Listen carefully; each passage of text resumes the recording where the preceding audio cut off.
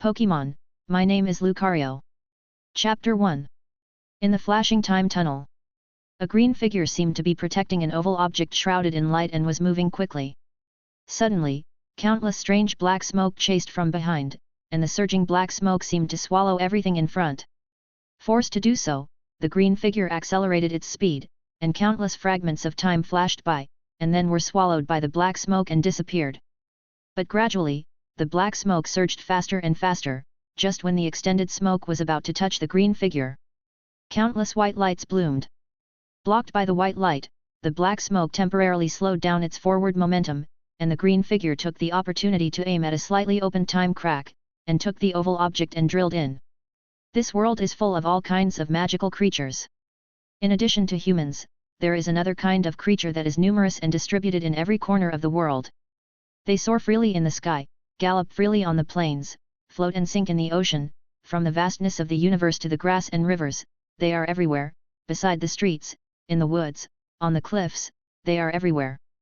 The humans who coexist with them call these magical creatures, Pokémons. At this time, in the Crescent Forest in the eastern East region, various Pokémons live a peaceful life as usual. Not far from the center of the forest, under a huge tree. The breeze drives the grass under the tree, making a swish sound, and the leaves sway, and an oval egg with blue spots is looming in it. This is an Pokémon egg. As if blown by the wind, the Pokémon egg shakes restlessly. Several metal pupae hanging on the tree seem to be attracted by the movement of the Pokémon egg. They glanced at the Pokémon egg with their eyes, found nothing special, and then ignored it. Suddenly, a crackling sound was heard. Several cracks appeared on the top of the Pokémon egg, and it began to shake.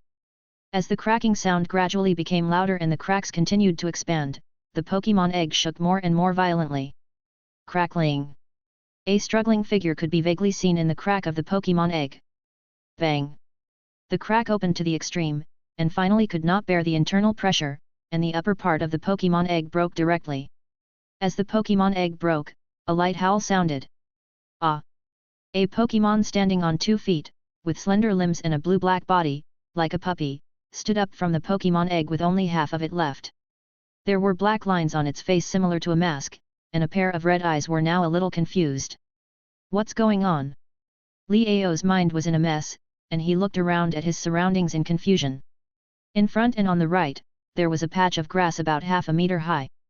Looking into the distance, there were interlaced forests. The lush branches and leaves blocked most of the sky, leaving only a few rays of sunlight falling on the ground through the gaps between the branches and leaves, leaving golden traces. On the left-hand side was a quiet deep green pool, with several tall rocks scattered around the pool. This was a peaceful scene of nature. Grass and woods? But wasn't I crossing the road just now? Leo stared blankly for a long time, and his confused thoughts gradually calmed down. He began to recall his situation. He liked free fighting since he was a child, and chose to become a professional fighter after he became an adult. With his outstanding fighting talent, he won many victories and honors in his professional career in the years after his debut. Just when his life was about to flourish, a piece of bad news brought him down from the peak of his life to the bottom. He was diagnosed with congenital heart disease, which was a heavy blow to a professional player, and he was depressed for a long time. When he finally came out of the shadows and accepted the reality, he planned to accept the offer to be a fighting coach to start his second career. As a result, on the way to sign the contract, he suddenly had a heart attack, and in the blink of an eye, he came to this strange place. In his spare time, Leo naturally read a lot of popular online novels of the time. Did I transmigrate? Leo thought about it uncertainly, and considering all aspects, this development that seemed to be only in novels was unexpectedly in line with his current situation. Yes, you traveled through time. As if listening to an inexplicable voice, Leo confirmed the fact that he had traveled through time. He felt the strong beating of his heart with his hand, and Leo smiled. It's not really like this wrong, at least I still have a chance to have a healthy body again. Wait. Leo stared at his hands with wide eyes. His hands were no longer the familiar 5-fingered shape, but a claw structure, with blue hair on the palms and arms, and a white round block on the back of his hands. Looking down, Leo found that he was standing in a half-broken eggshell. He suddenly had a guess, and at the same time took a step and ran to the pool beside him. Who? Liao ran to the edge of the pool and looked at the reflection in the pool. A familiar figure was reflected on the water, with two horn-like pointed protrusions on his head, two objects like headbands hanging on both sides of his eyes, and a yellow collar around his neck. Is this Riolu? Liao touched his face in disbelief. The super IP of Pokémon was well known in Liao's previous life. In addition, Liao was also a super game fan, so he was naturally familiar with the popular fighting Pokémon Riolu in the game. But he didn't expect that one day he would be reborn as Riolu in this world. Liao looked at his Riolu carefully, scratched his neck with his right claw, and saw that one end of a thin necklace fell out of the collar and hung on Liao's neck. One end of the hanging necklace was inlaid with a blue crystal, which reflected the faint blue light under the natural light. Although Liao felt that the existence of the necklace was a bit strange, he had no intention of thinking about other problems in the face of the shocking reality that he had become Riolu. He stood up, and his eyes were instantly attracted by the green and crescent-shaped insect pupae hanging on the tree. That's Metapod. So, I have come to the world of Pokémons? The body length of those metal pupae was about 0.6 to 0.7 meters, much larger than the various insect pupae seen in the previous life, and with two lazy dead fish eyes, they only shook their bodies after hearing Liao's various exclamations, and then continued to hang on the tree in a daze. Liao sat cross-legged and racked his brains to recall the relevant information he had come into contact with.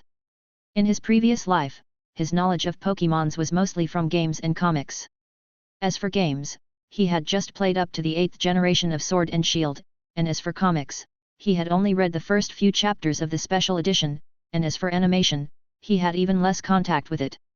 Looking at the surrounding forest scenery, there were no special landmarks, and Liao could not judge at this moment which world he was in, whether it was games, comics, or animation. Chapter 2. Just as Liao was thinking and unconsciously looking at the metal cocoon on the tree, a light curtain suddenly appeared in front of his eyes. The light curtain was floating very magically, and it would automatically move as Liao turned his head. Hey? What is this? The various symbols on the light curtain kept changing like a waterfall, and finally stopped at a three-wheeled picture. In order, Status Backpack Illustrated Book. Liao was happy, the law that time travelers must bring a system is still effective. Skipping the two options of Status and Backpack, Liao focused on the option of Illustrated Book. After a while, the screen flashed and the following information appeared. Illustrated Book. Encounter Progress, 1/5. Battle Progress, 0/5. Real-time Analysis.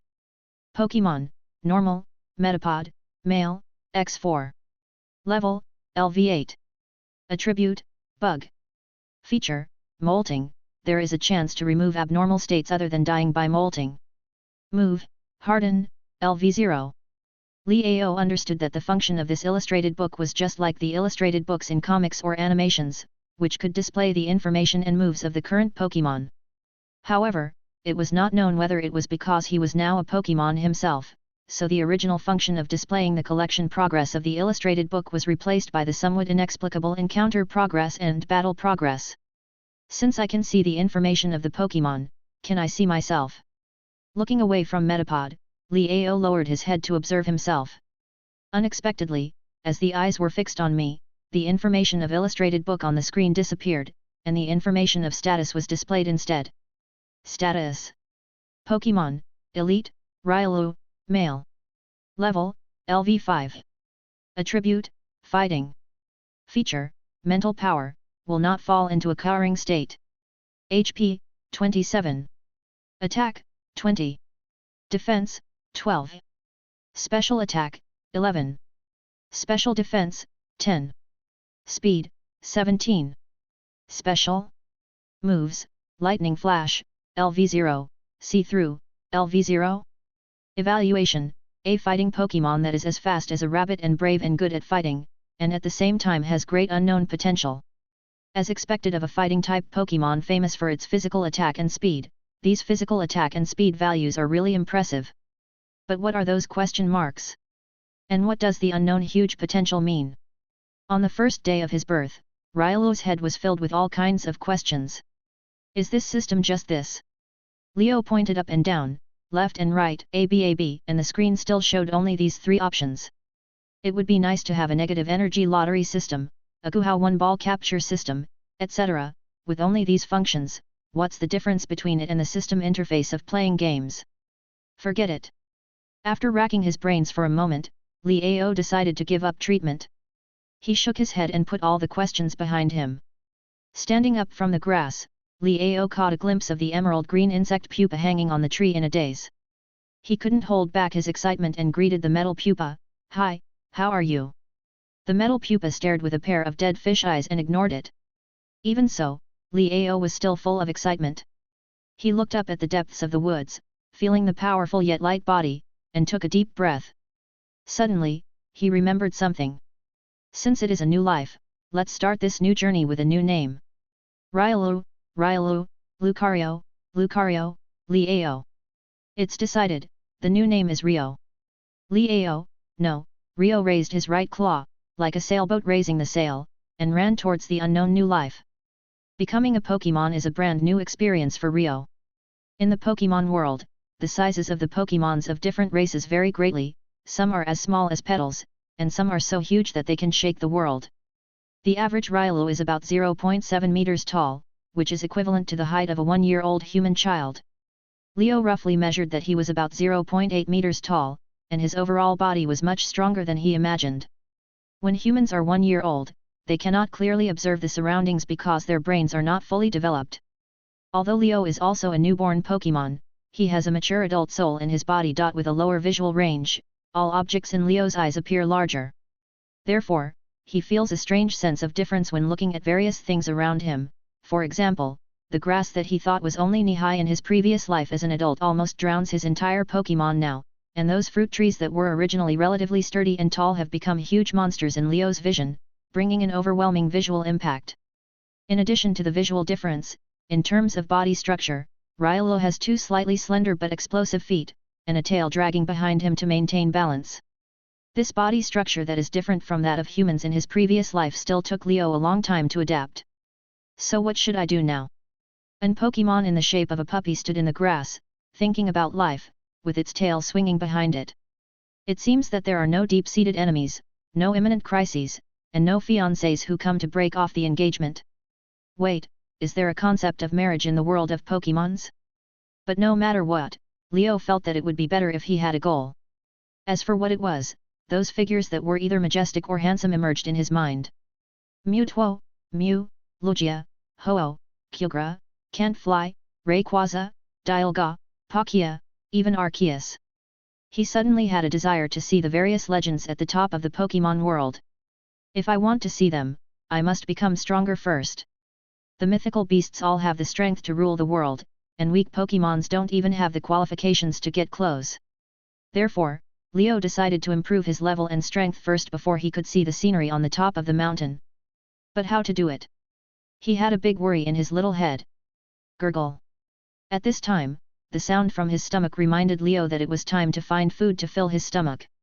Leo sniffed, and a fragrance came from not far away. He followed the fragrance through a large forest, and the fruit tree in front of him made his eyes light up. A large number of fragrant fruits fell heavily on the branches of the fruit tree, each as big as a basketball, and some ripe fruits dripped fragrant and sweet juice from the slightly cracked cracks on the peel. It smells so good. Liao looked at these sweet fruits and drooled. He immediately climbed up the tree with his hands and feet, picked a fruit bigger than his head, wiped it hurriedly, and took a bite. Awoo! The crisp taste, rich juice, and sweet flesh made Leo squint his eyes, and even his tail shook with joy. I don't know if it was the delicious taste of the fruit or Leo was really hungry, but Leo ate such a big fruit in a blink of an eye. And after eating one, he still felt unsatisfied, and Leo stretched out his claws to pick another one. Chapter 3. At this moment, a pink figure flew lightly under the tree.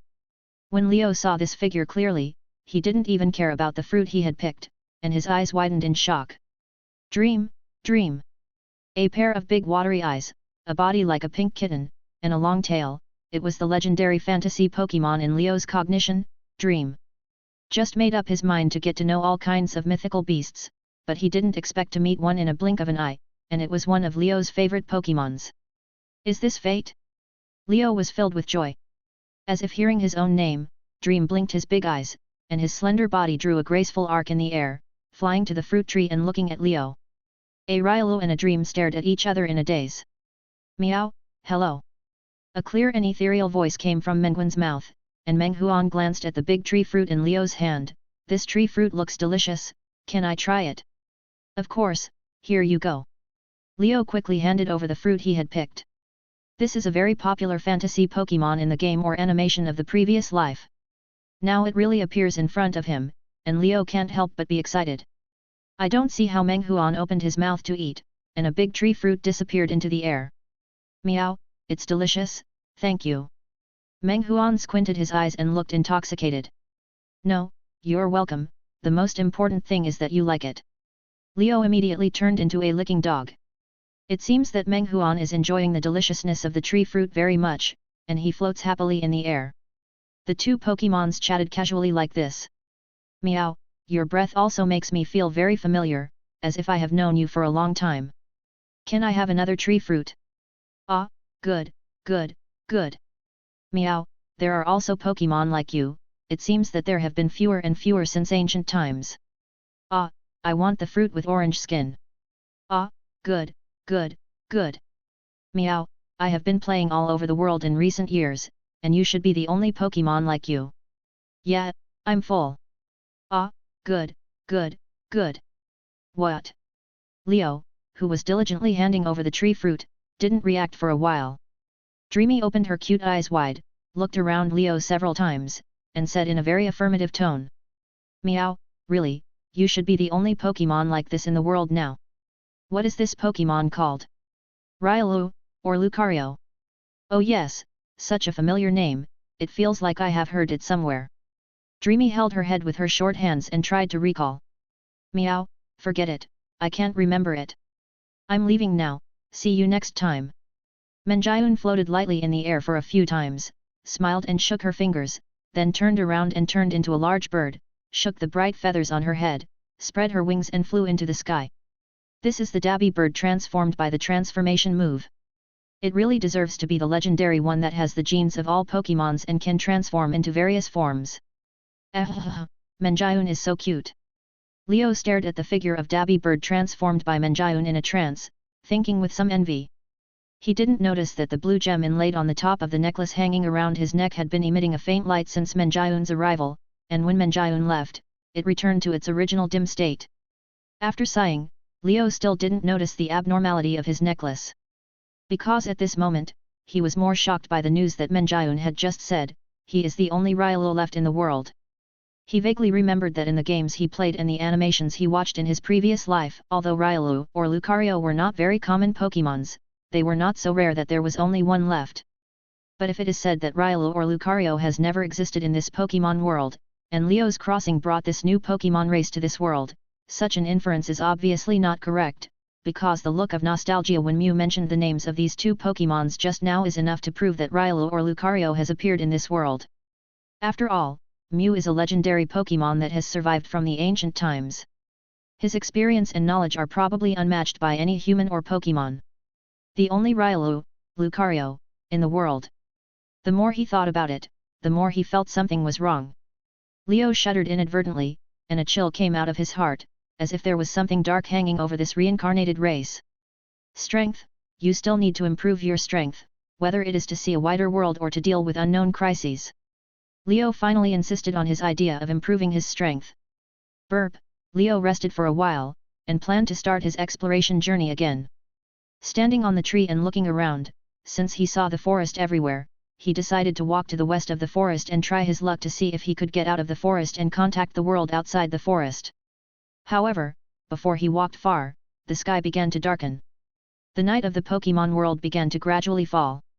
The quiet and peaceful atmosphere of the forest during the day seemed a little gloomy and lonely at night. The green caterpillars that were originally nibbling on the grass and leaves leisurely also quickly crawled their bodies and hid in the dense jungle around them when the night fell. The speed of the forest entering the night was quite fast. Before Liu could react, he felt that it was suddenly dark around him. Let's find a place to rest. Liu was a little scared. As far as he knew, there were all kinds of Pokémons active at night in the Pokémon world, and some Pokémons would be particularly violent at night. It was not a good idea to act at night without a certain safety guarantee. For safety reasons, he decided to find a high place to rest. In the dark, he groped for a tree that was quite far from the ground, climbed up with all four limbs, leaned on a few thick branches, fixed himself, and planned to rest. Quietly admiring the night view of the forest, Leo fell asleep unconsciously, but his mind was still thinking, but don't mention it, Ryolo's fur is quite warm, it seems that I don't need to buy a blanket in the future. On the other side of the forest, several figures wearing black hoods gathered together. Did you catch the person? A burly man asked the others in a deep voice. Another person lifted up a thin and unconscious figure in his hand and said, "Here it is." Very good, the burly figure nodded, his eyes under the hood showing a hint of fanaticism. Now we don't have to worry about those two people disobeying, and our great god-making plan can also proceed to the final step.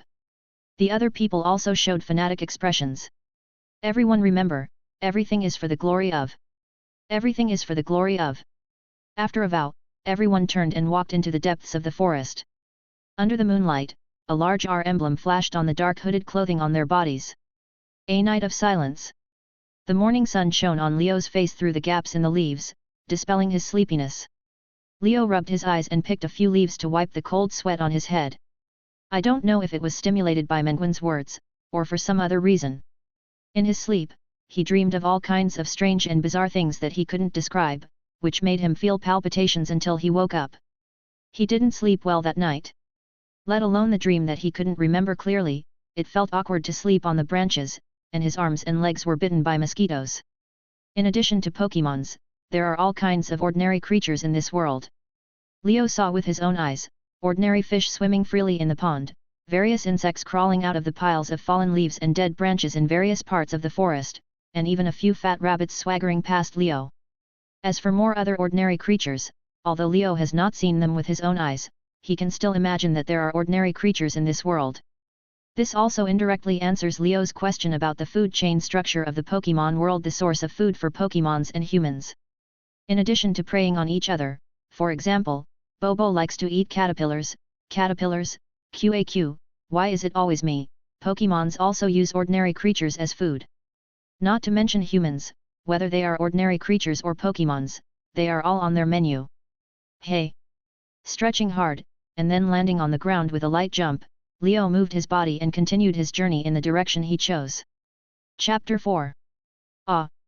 A series of screams broke the peaceful and tranquil atmosphere of the Crescent Forest. On the tree-lined avenue piled with fallen leaves, a blue and black puppy-like Pokémon was seen running desperately with its head down, holding a walking grass with green grass on its head and a black and blue ball-shaped body in its left and right paws. There was also a walking grass on its head that used the grass leaves on its head to scratch Ryolo's head, so that it would not be pulled down during Ryolo's fast running. Ah, did you do something to piss off these birds? Leo complained to the walking grasses around him while running wildly. No, we were basking in the sun, and they chased us away as soon as they came up. The walking grasses said it was not their fault. If the camera zoomed out a little, you could see a group of bird-shaped Pokémons with brown and yellow feathers, Bobo and a slightly larger Pidgeot, flapping their wings frantically and chasing after them. The cause of the incident was this. Leo followed the direction he chose and kept exploring in the forest. During this period, when he was thirsty, he looked for water to drink, and when he was hungry, he looked for fruit trees everywhere to pick fruits to fill his stomach. He had a good experience of outdoor life for a period of time. One day, when he was enjoying the natural scenery in the forest, he suddenly found a noisy sound not far away. Oh, it feels so lively! Leo ran forward excitedly, hid behind the tree, and quietly poked his head out to watch. I saw a large group of Bobo flying in the air in front, calling out to the walking grasses who were hiding in the dense grass and shivering and leaning against each other. A Pidgeot flying at the front of the Bobo group shook the 3 clusters of pink feathers on its head, and made a sharp sound. You, get out of here quickly! All the way in the forest, I could only encounter Pokémons such as caterpillars and metal pupa. Apart from the initial novelty, Leo had long been tired of seeing them. Now seeing several different Pokémons appear in front of him, Leo once again deeply realized that he had traveled to this Pokémon world. However, Leo felt something was a little wrong. The bodies of the Bobos and Pidgeots flying in the air trembled from time to time, and the Pidgeot's cries gradually revealed a hint of crazy agitation. Chi, you, we, deserve to die. Chi. Chi. Chi. The Pidgeot's cries were like a broken machine, pausing and pausing. Suddenly, its dark eyes seemed to be stained with blood red, and a layer of bright red light like blood appeared outside its brown body, and its majestic face showed a ferocious and crazy look. Not only the Pidgeots, this crazy breath seemed to be contagious, and the Bobos flying behind the Pidgeots also fell into this terrifying state of madness. Seeing the bird Pokémons in front of them change their appearance, several walking grasses hiding in the grass screamed in fear, and quickly pulled themselves out of the soil, moving their short legs to escape, and the clusters of grass leaves on their heads were shaking nervously. As if disturbed by the scream, the Pidgeot bird stared at the walking grass with a fierce look, and dived towards the walking grass with its claws open to grab them. The walking grass with only 2 short legs was no match for the flying Pidgeot and Popo. Seeing that the walking grass was about to die under the Pidgeot bird's claws, a basin-sized stone was thrown from the side, hitting the fast-moving Pidgeot bird and causing it to tilt. Perhaps because he felt that the Pidgeot bird's changes were too strange, Leo couldn't bear to see the tragic end of the walking grass, so he picked up a big stone and threw it at the Pidgeot bird. A stone startled 1,000 waves. The crazy Pidgeot bird was hit by the stone and hurt. Its blood-red eyes instantly noticed the figure of Leo hiding on the side. Chirp chirp chirp. The Pidgeot bird quickly turned around and attacked Leo fiercely. At the same time, the other Popo rushed towards the walking grass fiercely. Seeing that things were not going well, Leo turned around and ran away without hesitation. When he ran past those stompers, he saw that they were running with difficulty, so he picked them up and ran away together. The stompers were small, each weighing only a few kilograms, and as a fighting Pokémon, Rilo was naturally very powerful, and he could still maintain a very fast speed while holding 2 or 3 stompers. So there was the previous scene of you chasing me and me running away. Who? Even though Leo ran desperately, the ground of the forest was not flat all the way. All kinds of thorny branches and sharp gravel scattered on the ground of the forest caused great trouble for their escape. The Pidgeots were getting closer and closer. This is not a solution. Listening to the flapping of wings behind his head, the sound of the movement became louder and louder. Leo made up his mind, stopped, and threw away the few walking grass hanging on his body. He was left to turn around and face the flying Pidgeots. Calm down, take a look at their data first. The light screen in front of him promptly displayed the data of the bird Pokémons flying over. Illustrated. Encounter progress, 5/10. Battle progress, 0/10. Real-time analysis. Pokémon, Normal, Bobo, Frenzy, X9. Level, LV10. Attributes, General and Flying. Features, Sharp Eyes, hit rate in battle will not change due to any changes. Moves, Impact, LV1, Sand Shifting, LV0. Pokémon, Elite, Pidgeot, Frenzy, Male.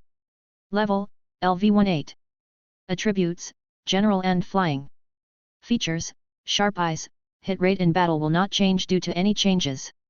Special, Rapid Flight, long-trained flying skills allow him to fly faster. Moves, Wind, LV2, Impact, LV1, Sand Swing, LV1, Lightning Flash, LV0. How can LV5 beat LV10, and there is a LV181? Leo was crazy in his heart, using words to greet his bad luck. And this Pidgeot has an elite prefix. According to this inference, isn't it equivalent to a small boss? Leo took a look at his own skills, Lightning Flash and See-Through. Lightning Flash, pounce on the opponent with lightning speed. See-Through, a move that completely blocks the opponent by observing the opponent's actions. When I played games before, these 2 skills were priority skills. I wonder if they will have the effect of priority in this real world. If I use See-Through to avoid the first wave of damage in the next attack, and then quickly use Lightning Flash to break up their formation, I should have a chance to escape smoothly in the chaos. Although I don't know how to use the moves, but for things like moves, it should be enough to just shout them out with momentum. Maybe?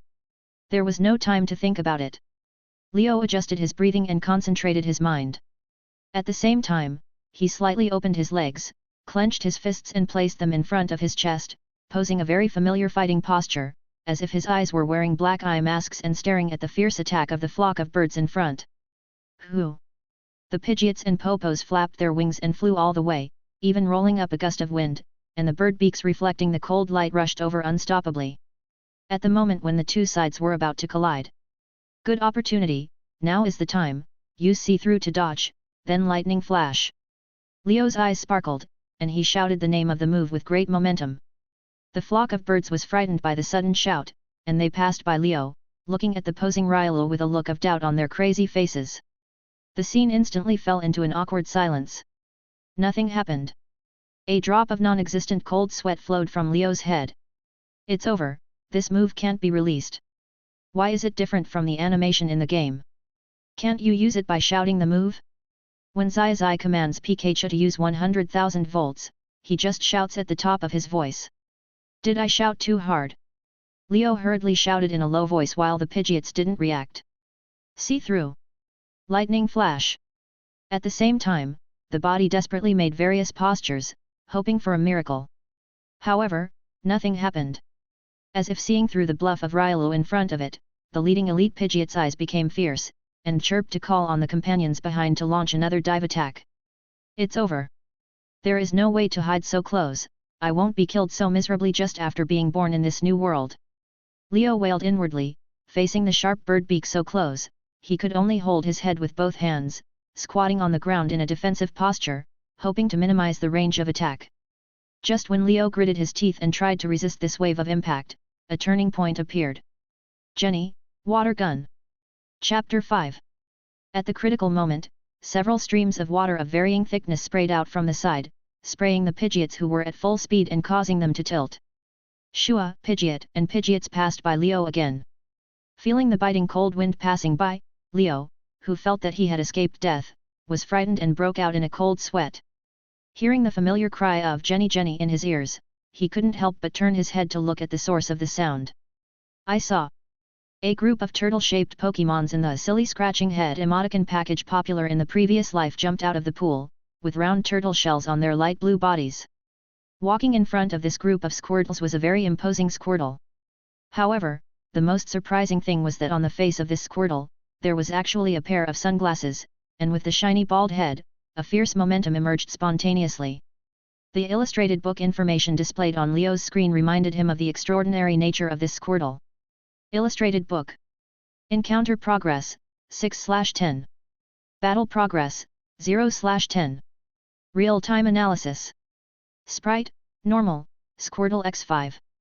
Level, LV11, LV12. Attribute, water. Feature, torrent, when HP is low, the power of water attribute moves increases. Moves, impact, LV1, water gun, LV1, retract into shell, LV1. Sprite, leader, Squirtle, male. Level, LV36. Attribute, water. Feature, torrent, when HP is low, water attribute moves become more powerful. Leader, Chaoyang Valley, when the Pokémons of Chaoyang Valley are present, the ability value will increase significantly. Moves, water gun, LV4, surf, LV4, hold, LV4, water wave, LV3, impact, LV2, high-speed spin, LV2, iron tail, LV1, iron wall, LV1. Pokémons above level 30. And such a rich skill set. Leo's eyes widened. Perhaps in the game of the previous life, Pokémons above level 30 were only the entry level, but now that Leo was reborn and wandering in the forest, he saw that the 18th level of the elite Pidgeot in front was the highest level he had seen in this forest, and the momentum of the 18th level Pidgeot leading its tribe to attack just now was comparable to a small tornado. However, this level 18 is still not good enough compared to the Squirtle in front of him wearing sunglasses. Not only is the level as high as 36, but he also has the title of leader. Although the role of these titles is still unknown, it fully proves his strength. No wonder he just used a simple trick water gun to disrupt Pidgeot's attack. But shouldn't the level 36 Squirtle have evolved into Squirtle or Blastoise long ago? Realizing that he might be safe, Leo was distracted and thought of some irrelevant things. The scene returned to the scene. The Pidgeot and Pidgeots, whose attacks failed, fell to the ground, shaking their bodies vigorously to throw away the water attached to their bodies. Taking advantage of this gap, the squirrels also walked to Leo's side. The elite Pidgeot raised the crest on its head as if to enhance its momentum, and stared at Squirtle fiercely with a little fear in his eyes. The eyes of the Squirtle leader under the sunglasses calmly stared at the elite Pidgeot. Although he was not tall, he had an awe-inspiring aura. That's it. But the elite Pidgeot seemed to have lost his mind at this time. He ignored the warning of the Squirtle leader and flew back into the air with the red light surrounding his body. With his wings flapping violently, 2 gusts of wind rolled up from the ground and blew towards Squirtle and other Pokémon. Is this a move, Wind? Looking at this familiar move that appeared in the game or animation, Leo couldn't help but think. But he couldn't figure out why Pidgeot could use the move by just making movements, but he couldn't. Whoosh, the gust of wind spun in an instant, forming 2 gusts of wind that whistled towards the Pokémon. Facing this fierce move, the Squirtle leader had a calm face and simply took a step forward. Bang, bang, bang. The tornado seemed to have hit an indestructible obstacle. Even the strongest wind could not break through it, and finally it could only dissipate in the air helplessly. Leo was attracted by the magical scene in front of him and observed carefully. A green semicircular barrier with a grid pattern wrapped the Pokémons behind the Squirtle leader, without revealing a crack. Hold on. The Squirtle leader's understated voice slowly sounded at this time. The matter was not over yet. The Squirtle leader's right claw lit up with a deep blue light, and the water energy began to rotate rapidly in circles, emitting a powerful momentum. Water waves. Feeling the increasingly strong energy fluctuations of the Squirtle leader's moves, even the crazy Pidgeot felt his scalp tingling. He could only stare at Leo and the Pokémons again fiercely, and turned around and flew away. Watching Pidgeot go away, the Squirtle leader waved his right claw to disperse the condensed powerful water energy. Feeling that the situation had finally calmed down, Leo couldn't help but breathe a sigh of relief. Looking at the inexplicably majestic Squirtle leader, Leo felt that it would be better for him to go up and say hello. Hello, I'm. Before Leo finished, the walking grass next to him started to yell in a shrill voice. Boss, you're finally here. I was really scared just now. Yes, yes, why are these stinky birds so fierce? That's right, these stinky birds just surrounded us for no reason to scare us. It's over, I feel like the grass on my head is going to be scared to death. Ouch, help me see if it's a little yellow. Leo never thought that the walking grasses could be so talkative. The Squirtle boss in the walking grass's mouth listened to the noisy voice in his ears, and the blue veins in his head twitched. Okay, let's go back to the valley if there's anything. He interrupted the noise of the walking grasses. At the same time, the Squirtle boss looked Leo up and down, and his eyes under the sunglasses released kindness. You come with us. After that, he led his Squirtle companions and the walking grasses to a certain direction in the woods, leaving Leo in a daze. Ah, how come an innocent Pokémon passing by like me suddenly experienced the ups and downs of life? From the confusion of birth, to the joy of coming to the Pokémon world, to the real and cruel law of the jungle just now, Leo felt that his less than 1 month in this new world was more exciting than his more than 20 years of life in his previous life.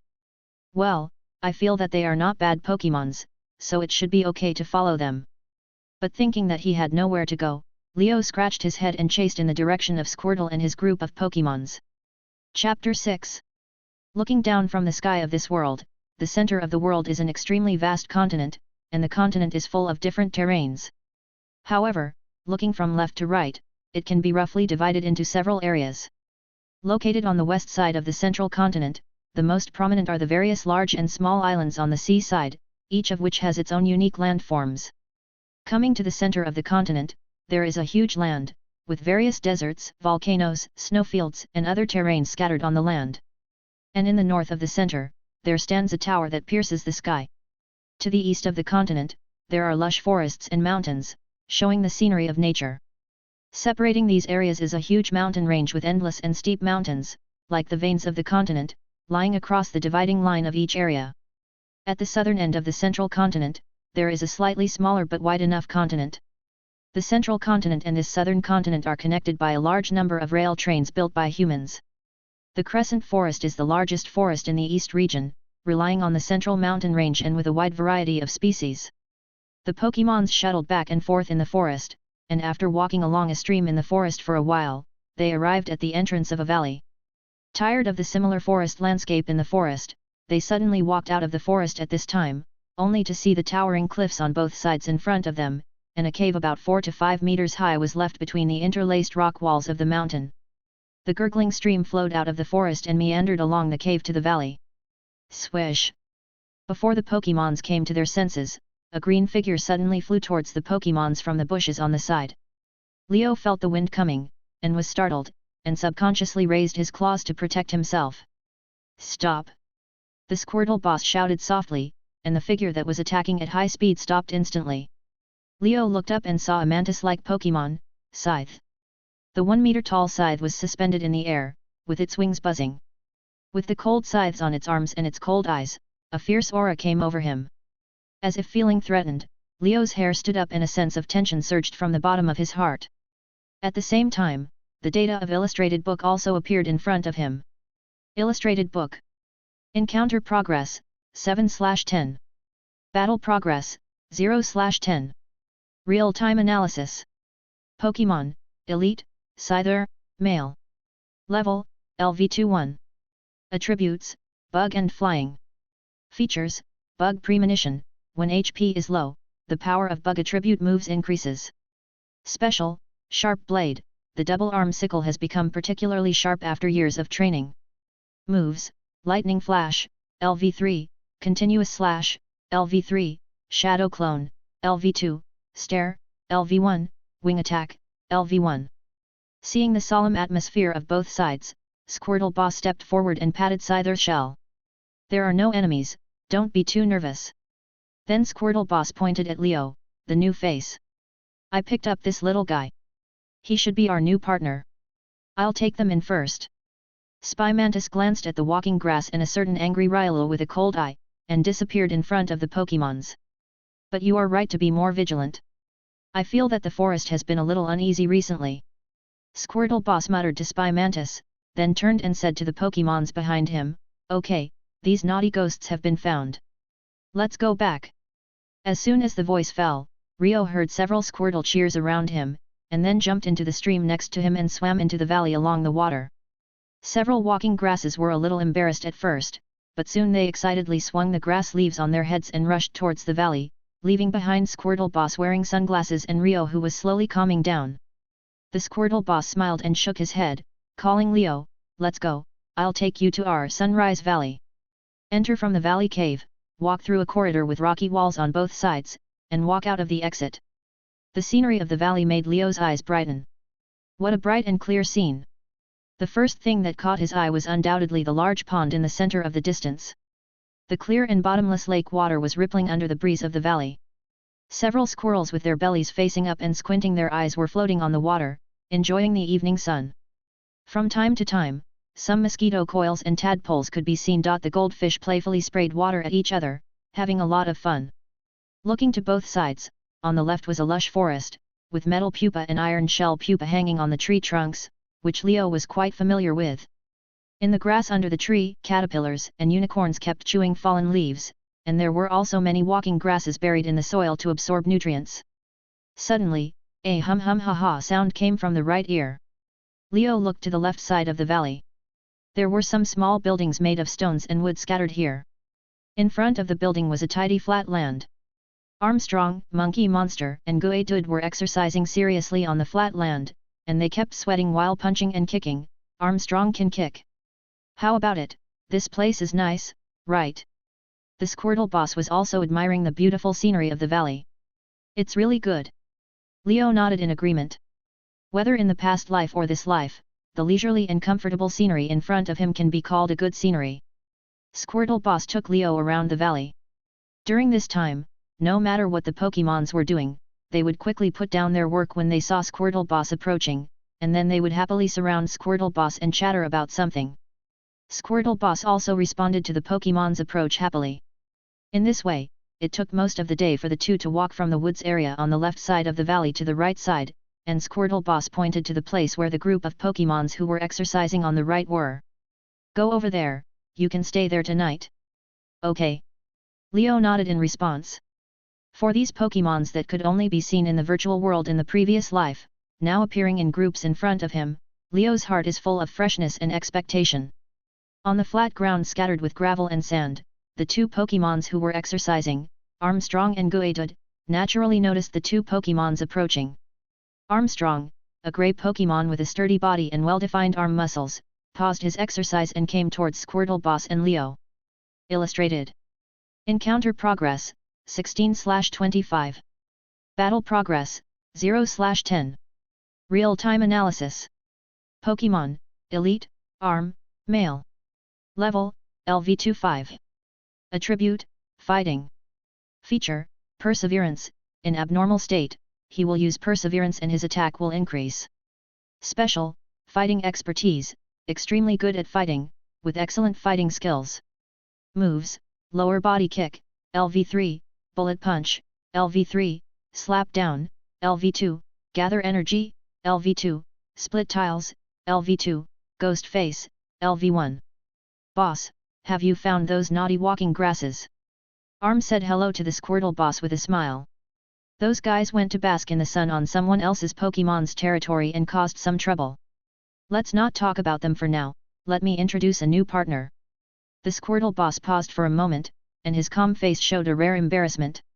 I forgot to ask your name, what's your name? Leo raised his claws. Leo, the race is Riolu, and it is also a fighting Pokémon. Riolu. The Squirtle boss was a little stunned when he heard this strange Pokémon race, and Armstrong was also surprised for a while, then came back to his senses, stretched out his right hand and smiled heartily. Welcome, welcome, I'll take you to the resting place later. Leo quickly stretched out his claws and shook hands with Armstrong, indicating that he would follow the arrangement. Ding dong! A reminder message suddenly popped up in the lower right corner of the light screen in front of Leo. Just as Leo wanted to check the message carefully, the voice of the Squirtle boss came from beside him. Okay, you take a rest first. We can talk tomorrow if there's anything. I'm going back first. He winked at Armstrong without saying anything, and then Squirtle boss's body was full of aqua blue energy. Waves appeared under his feet, carrying Squirtle boss towards the water pool. Looking at this scene, a familiar move name and various doubts came to Leo's mind. Leo looked at Armstrong beside him and couldn't help asking. Squirtle boss used surf, but how can this surf be used on the ground? Isn't this move only usable on the water? Armstrong smiled and said, there are two forms of driving the moves used by our Pokémons. One is to use external energy elements, and the other is to use your own energy. So as long as you have enough energy, no matter what the occasion, theoretically all the moves can be used. Gurgle. Leo listened attentively, but his stomach was complaining. Oh, sorry, I guess you're hungry too. Let's go and eat some of the unique fruit in our valley. After a hearty meal, it was already dark. Armstrong took Leo to a wooden shed and built a bed for Leo with some soft hay and a few huge thick leaves. The Simmons mattress is just like this. Now I don't have to sleep on a tree or in the grass like before. Leo lay on the bed, resting his head on the pillow with his paws, and fell asleep in a daze. A moment after Leo fell asleep. In the dark, a pair of red eyes carefully observed for a moment, and when they saw nothing unusual, they quietly left. Chapter 7. One night passed. Bang! Ha! Take my punch! Bang bang bang! Leo woke up to the noise of the Pokémons. He finally had a good sleep and felt full of energy. When he was wandering in the forest before, he would find a clean bush and lie down to sleep every night. Sometimes it rained in the forest and the bushes were full of water. Leo could only climb up some trees with dense canopies that could block the rain and lie on the branches to spend the night. Thanks to the dense fur on Riolu's body, he didn't feel cold even if the temperature in the forest was cool at night. However, no matter how much the Pokémon's body can adapt to the wild environment, Leo was still secretly happy to be able to lie on the bed to rest. Woo, here it comes again. Suddenly, a familiar throbbing appeared in Leo's heart. At the same time, the hair on his body stood up as if stimulated by something. What's going on? Did I bring my heart disease to this world? Leo frowned and smoothed his erect hair. This sudden inexplicable feeling made him feel unwell. He even suspected that the heart disease in his previous life was brought to this reborn body with his travel. But when he felt the strong beating of his heart and the powerful body, he overturned his fantasy. Is there any danger? And I sensed it. Forget it, I don't want to think too much. Leo laughed at himself and decided not to think too much. At this time, he noticed the lively sound coming from outside. Well, why is it so noisy outside? Leo stretched his body and walked out of the shed with some curiosity. On the sandy flat ground outside the shed, I saw the arms, Geodudes, walkers, and other Pokémons gathered in a circle around the flat ground. In the middle, a arms and a monkey monster were fighting fiercely on the flat ground. Various wonderful moves and exciting battle scenes made the Pokémons on the side exclaim. Leo subconsciously opened the illustrated book. Illustrated book. Encounter progress, 16/25. Battle progress, 0/10. Real-time analysis. Pokémon, Normal, ARM X1. Level, LV13. Attribute, Fighting. Features, No defense, moves are guaranteed to hit. Moves, Kick Down, LV1, Revenge, LV1, Gathering Chi, LV0. Pokémon, Normal, Monkey X1. Level, LV12. Attribute, Fighting. Features, Energetic, will not fall asleep. Moves, Grabbing, LV1, Staring, LV0. Take my grabbing. The monkey's footsteps quickened, and at the same time, the sharp blades of the two claws popped out, and the claws that kept waving formed a net full of cold light and went towards the arm shield. Woo! Wrist Strength crossed his hands in front of him and took the monkey monster's continuous grabbing attacks. Shua shua shua. The monkey monster attacked with both hands, leaving blood marks on Wrist Strength's arms and body, but when it was exhausted, it showed a slight fatigue after continuous physical attacks. Now, Wrist Strength, who had been passively defending, keenly captured the sluggishness of the monkey monster's attack, and a gleam of light flashed in his eyes. Revenge. The left hand was still blocking the monkey monster's claws in front of him, but Wrist Strength's right hand quickly retracted down, and the brown-red energy wrapped around his clenched right fist. Seeing that the situation was not good, the monkey monster wanted to restrain his attack and retreat. However, how could his opponent dodge his moves when his Wrist Strength had already controlled the rhythm of the battle? So he grabbed the monkey monster who wanted to retreat with his left hand, and pulled the monkey monster in front of him, while punching up with his right fist with that fierce energy. Ha! The brown-red energy exploded on the monkey monster's body, and the strong fist wind even lifted up the fine sand on the ground. Ah! The monkey monster took a powerful punch from the Wrist Strength, and the whole Pokémon flew backwards directly, and then fell heavily to the ground, and the round body seemed to be unable to bear it, curled up, with a face full of pain. Revenge. If you are hurt by the opponent's moves, you will counterattack with 2 times the damage. Good counterattack. Leo's eyes lit up, and he couldn't help but cheer softly. In his previous life, he also liked this kind of fist-to-flesh fighting, so he embarked on the road of fighting. Now seeing his favorite battle again in the Pokémon world, his heart can't help but boil with blood. 2 emerald green lights shot from the sidelines towards Monkey Monster and Arm Strength. Aromatherapy. With the crisp sound the sound rang out, and the emerald green light began to flicker. The monkey monster, who was covered by the light, slowly calmed down from the painful expression on his face, and the scars on the wrist force on the other side gradually healed. An Pokémon with a huge petal on his head came out with a hint of anger on his face. I have told you many times that you should control your strength during morning exercises. If you do this again, I will not help you heal. The Queen Flower gave the monkey monster and the wrist force a lecture, and the 2 Pokémons were sweating on their faces, nodding and bowing to apologize. The other Pokémons on the sidelines seemed to be afraid of the Queen Flower's muttering, and all of them dispersed silently. Leo looked at the data of Queen Flower displayed on the screen. Illustrated. Encounter progress, 17/25. Battle progress, 0/10. Real-time analysis. Pokémon, Elite, Queen Flower, Female. Level, LV28. Attribute, Grass and Poison. Feature, Spores. When attacked directly, the enemy will be put into sleep, poisoned or paralyzed abnormal state with probability. Special, Fragrance.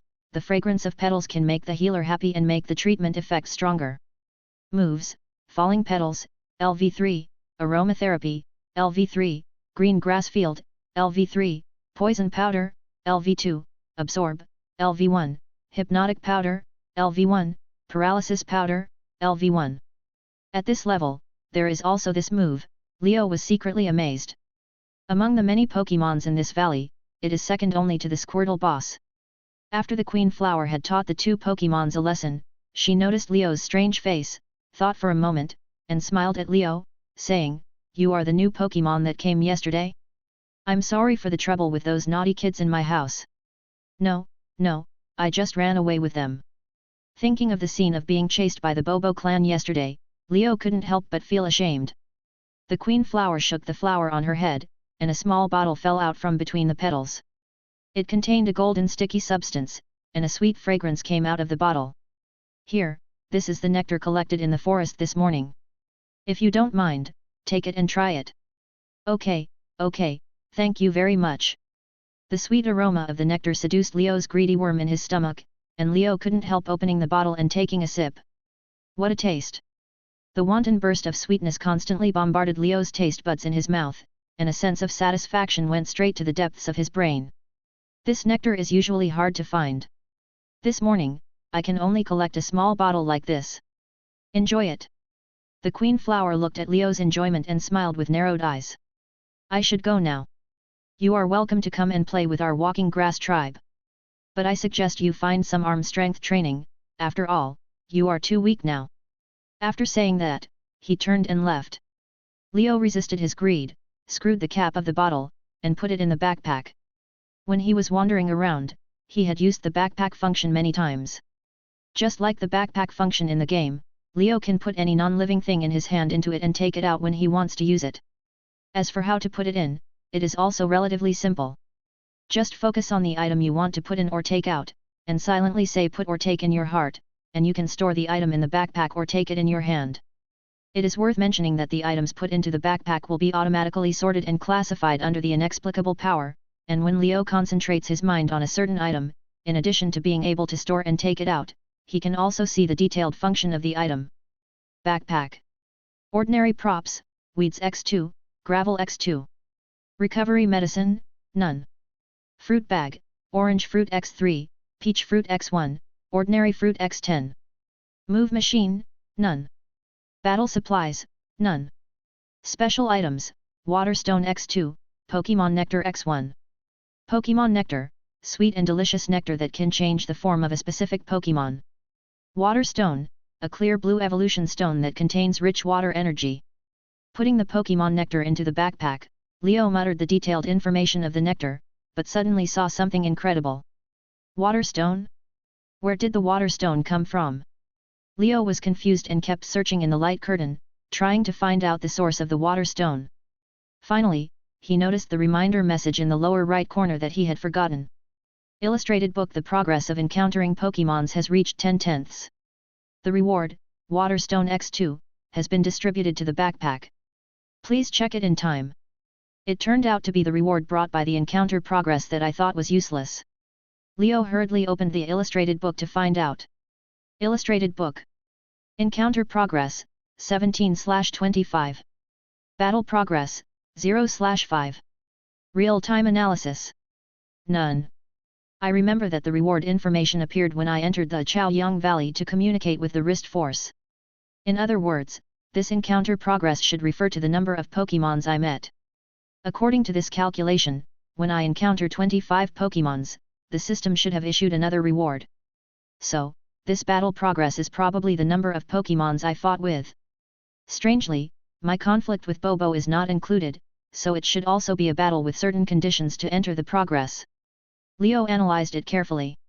I had always thought that my system was just an Pokémon detector in a backpack for another dimension, but I didn't expect that there was a hidden achievement reward system. Leo was very happy. After taking out the 2 clear blue water stones with some small bubbles inside from the backpack and playing with them for a while, Leo remembered the business. There are so many pure fighting Pokémons here, why not ask them for advice on how to use the moves? The fake Pokémon. Leo suddenly had an idea. Chapter 8. The reason why the Pokémons named this valley Morning Sun is that the towering mountains on both sides of the valley are located in the north and south, and the valley mouth faces due east and the terrain is low. Therefore, every morning, the morning sun passes over the canopy of the forest from the east, casting the warm and brilliant sunlight into the valley, making the scenery of the entire valley covered with a layer of golden gauze, which is incomparably beautiful.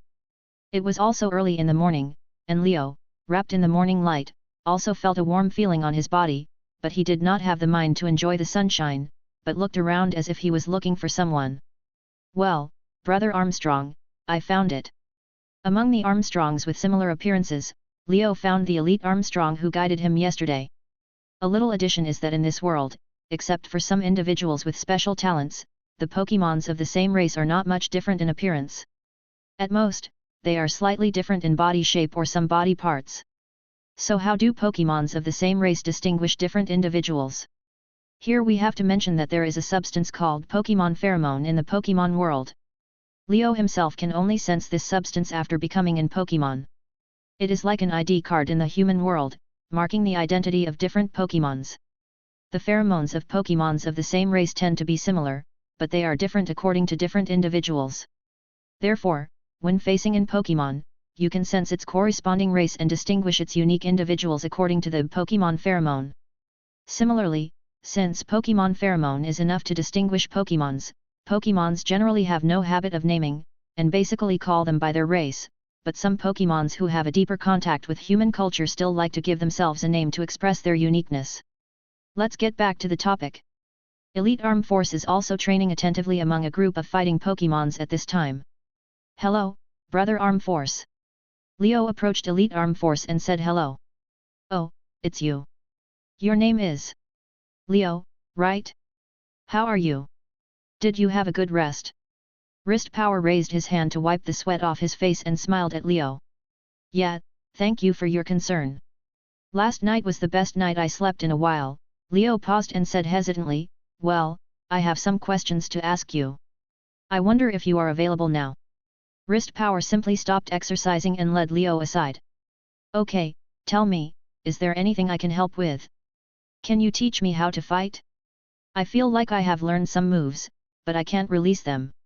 Leo's eyes were full of desire, and his heart also longed to fight and release his passion like the Wrist Power and monkey monster he had just sparred with. In his previous life, he was also keen on fighting, so he decided to become a professional fighter.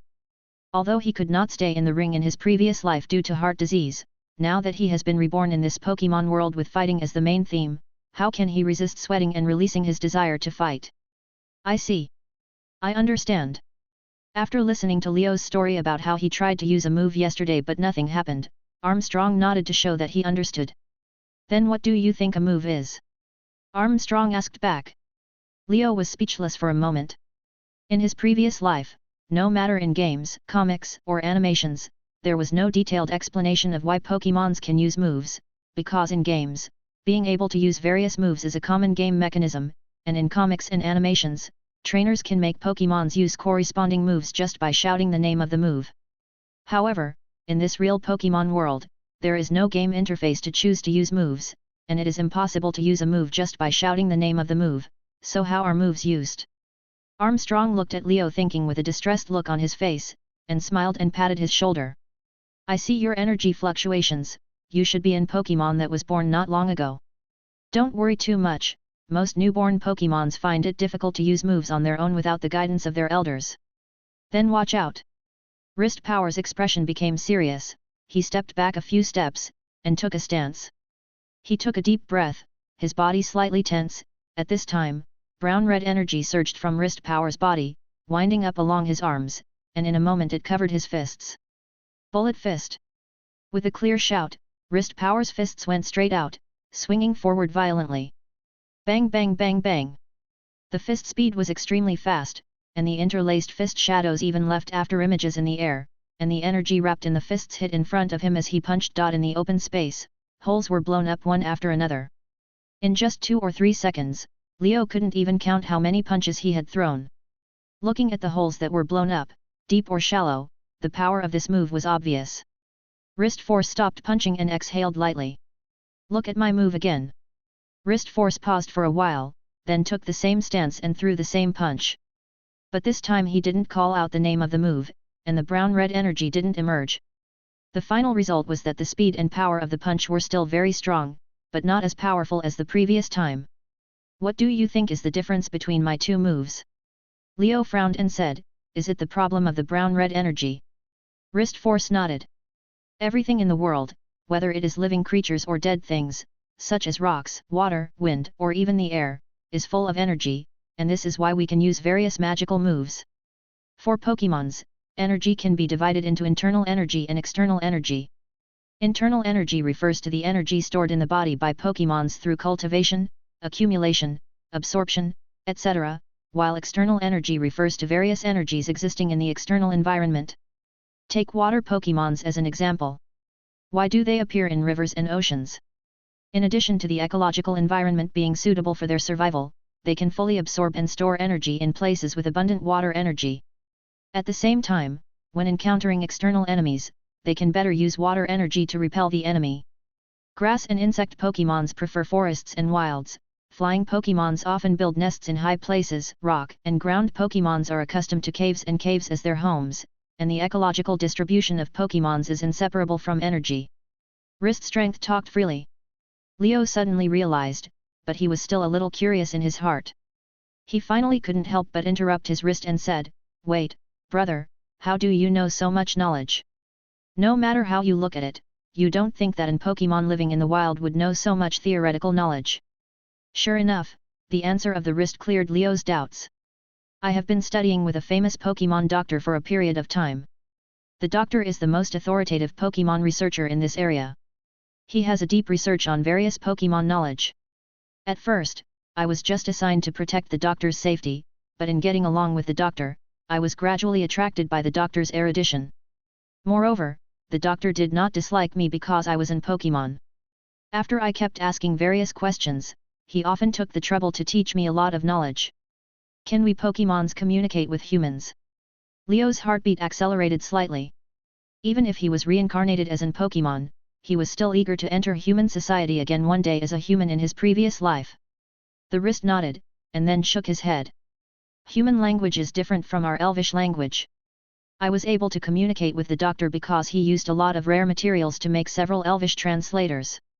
I am honored to use one of them to communicate with the doctor."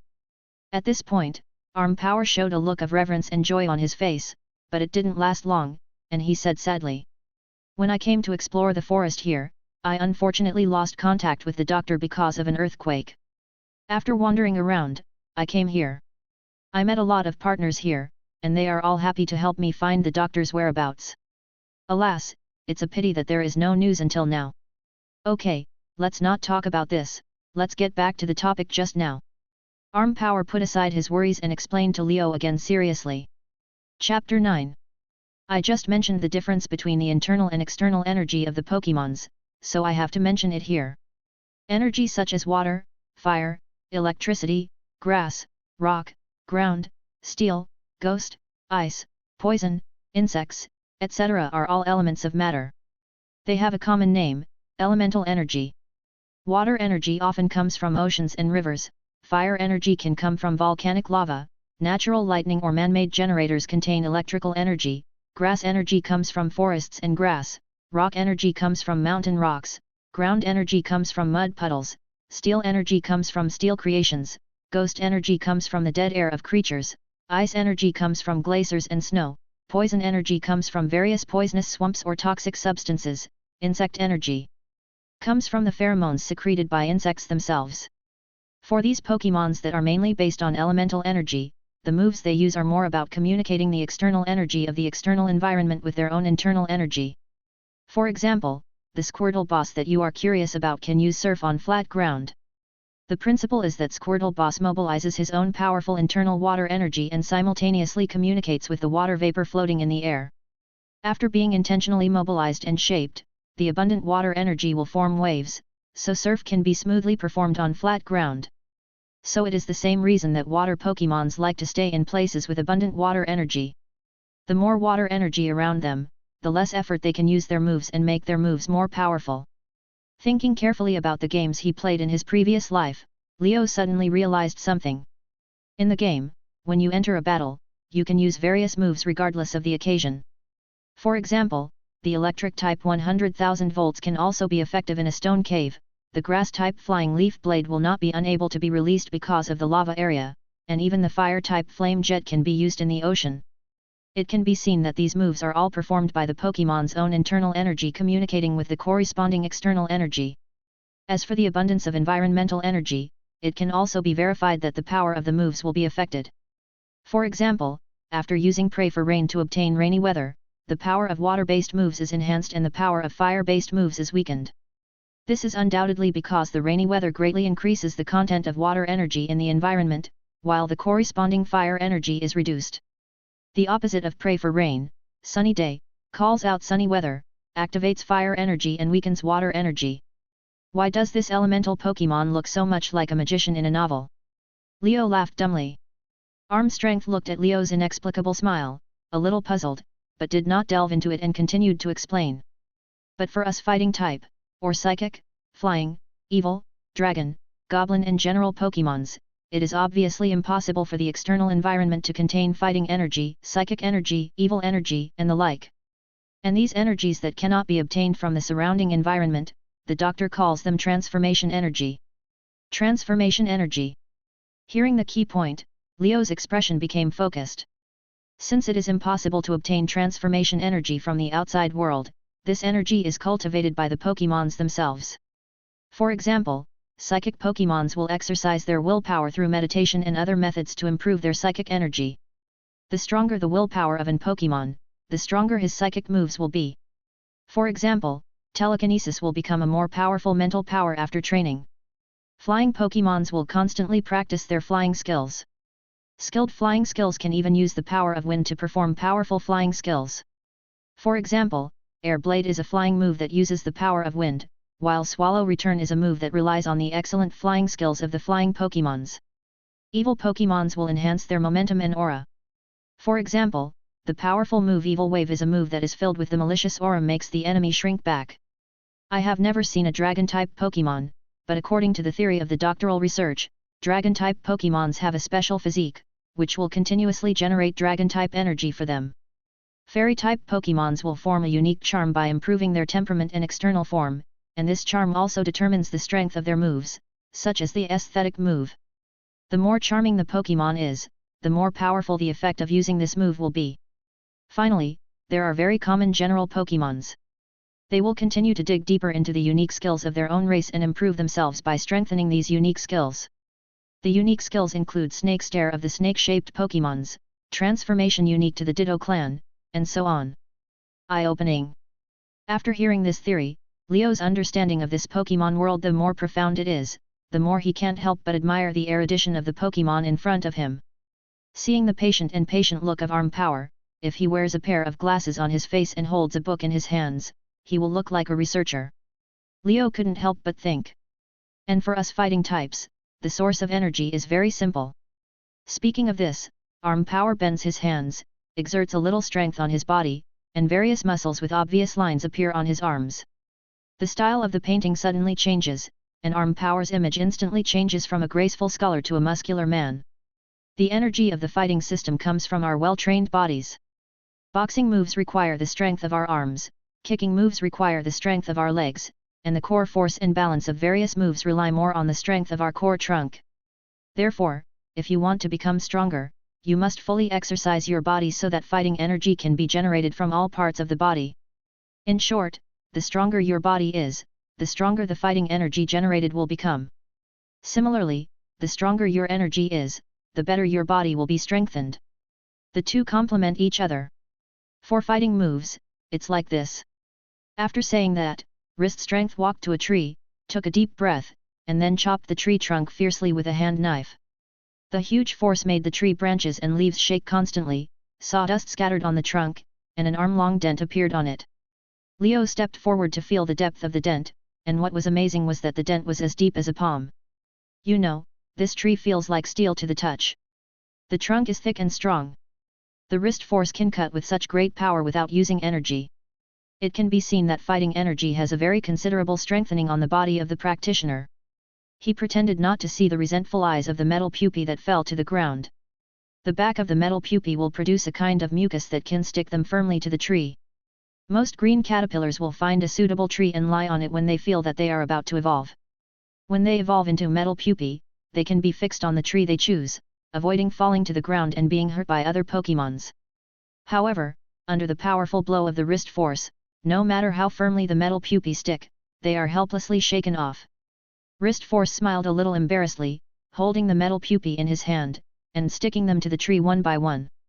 When you have energy and pour your energy into your combat actions, you will develop various skills with different effects, which are called moves. Armstrong was still explaining, when suddenly there was a sound of flapping wings above his head. The two Pokémons looked up and saw a Butterfree slowly descending from the tree, with an angry look in its red compound eyes. "What the hell are you doing again, Armstrong?" Butterfree flashed its big white wings and yelled angrily. Leo took a sneak peek at the tree that the two of them were tossing around, and saw that there were many dents of varying depths around the trunk. It seems that this tree has been ruined by Armstrong. Ah, you also knocked down my brothers and sisters, how abominable! Butterfree saw the aggrieved little eyes of the metal chrysalis that fell from the tree, and suddenly became even angrier. The tentacles on his head swung, and he waved his wings without saying a word and fanned towards Armstrong. Wind. Chapter 10. Leaving the battlefield to Butterfree and Armstrong, Leo quickly hid to the side. Just after Armstrong explained the energy theory in the Pokémon world, there was a big battle to watch. Leo naturally would not miss such a good opportunity and watched the battle between Butterfree and Armstrong intently. He subconsciously opened the illustrated book and looked at the two Pokémon on the field. Illustrated. Encounter progress, 18/25. Battle progress, 0/10. Real-time analysis. Sprite, normal, Butterfree, female. Level, LV18. Attribute, bug and flying. Feature, compound eyes, hit rate of own moves multiplied by 1.3 times. Moves, ultrasonic wave, LV1, wind, LV1, paralysis powder, LV0, illusion ray, LV0. This angry Butterfree is not as strong as elite arm strength in terms of level and moves, so she also very cleverly uses the flying skill wind that restrains the fighting type as the first move. Wind is indeed one of Butterfree's higher level moves. Her snow-white wings fluttered in the air in accordance with the flow of the wind. Light blue energy flowed on the black lines of her wings. In an instant, two light blue lines blew up from the ground and blew towards the wrist. It's the same wind move, but the effects of the two Pokémons are completely different. The one used by Popo is a small tornado, while Butterfree uses this kind of breeze. Leo thought in confusion. But this weak wind doesn't seem to have much killing power. Ah, this is it. Although the breeze blowing past was not fierce, the wind speed was extremely fast. The leaves that were shaken off the ground flew up one by one under the influence of this extremely fast breeze, and rushed forward in a mighty manner. Leo was shocked. Is this the wind version of Leaf Blade? Butterfree undoubtedly has rich combat experience. Not only did she use the flying skill first, but she also cleverly used the scene of fallen leaves all over the ground. The edges of leaves are originally sharp. If the speed is sufficient, the seemingly thin leaves can cause fatal damage. Swish, swish, swish. Wan Li stared at the green leaf storm that was whistling in the wind, and a brown-red light appeared on his body. Bullet fist. After the words fell, the two fists were thrown out as fast as bullets, and the after-images left by the punches formed a barrier in front of Wan Li. Unfortunately, even if the fist shadows were swung tightly, those thin leaves, due to their small size, easily passed through the bullet fist to form a fist shadow barrier and continued to cut towards Wan Li. You can't avoid my leaf storm. Just when Butterfree thought he had won, Leo noticed the slight smile on Armstrong's lips. Shoot down! A light shout came from Armstrong's mouth. Seeing that the bullet fist couldn't completely resist the flying leaves, Armstrong made a quick decision and slapped the ground with his fists. The ground was covered with various sand and stones. After Armstrong's quick slaps, the sand and stones were slapped up and blocked in front, so that the leaves that rushed into the sand and stones could only fall down helplessly. Use two moves at the same time. Leo was shocked again, his two eyes widened like they were wearing black masks. Whether in the game or in the animation, the duels between the Pokémons are basically one move at a time, and the coordinated use of multiple moves will only appear in multiple Pokémon's battles, performed by different Pokémons.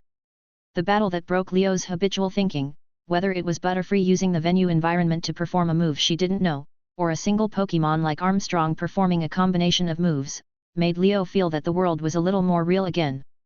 Leo sighed, the battle on the field was not over yet. After Armstrong cracked Butterfree's moves, he didn't give her too much reaction time, and he flashed and rushed forward directly. As a fighting Pokémon, close combat is his best area. Damn, wind, paralysis powder. Seeing Armstrong approaching, Butterfree flapped its wings in a hurry to retreat, and used wind again to fan the wind, and the wings also shook off yellow powder while flapping, mixed with the wind and blew forward together. Paralysis powder. Pokémon that stick to this powder have a chance of falling into a paralyzed state. The paralysis state is one of the more annoying abnormal states. When a Pokémon falls into the paralysis state, a yellow paralysis current will flash across its body. This paralysis current will paralyze the Pokémon. The body, making it twitch uncontrollably, will greatly affect the Pokémon's moves in the battle. Facing the oncoming paralysis powder, Arm Force did not dodge or avoid, and let the yellow powder fall on his body. Unfortunately, Arm Force still encountered the probabilistic event of falling into a paralysis state. Snap! The yellow paralysis current flashed through Arm Force's body, and Arm Force's fast-moving body also paused because of the paralysis and twitching. Butterfree was overjoyed when he saw this, and his two tentacles trembled. Illusion Ray. A spiral of colorful light was generated between the tentacles. Just as the rays that turned into a circle were about to be emitted, Arm Force, who was in a paralysis state, emerged with more vigorous fighting energy. He kicked his legs, jumped into the air, and chopped towards Butterfree with his right hand like a knife. Break tile! Bang! The hand knife hit Butterfree's head. Ouch! Butterfree screamed in pain after being hit by a powerful brick splitter from Armstrong, and was unable to maintain its flying posture, falling heavily to the ground, raising a large amount of dust. Feeling that Armstrong's moves were more powerful than before, Leo thought for a moment and understood the reason. The reason was Armstrong's perseverance characteristic. This characteristic will strengthen the attack of the Pokémon when it is in an abnormal state other than dying. Armstrong deliberately took Butterfree's paralysis powder just now in order to get the abnormal state of paralysis, and then used the attack-enhanced move to knock Butterfree to the ground. Pokémons are indeed natural masters of combat.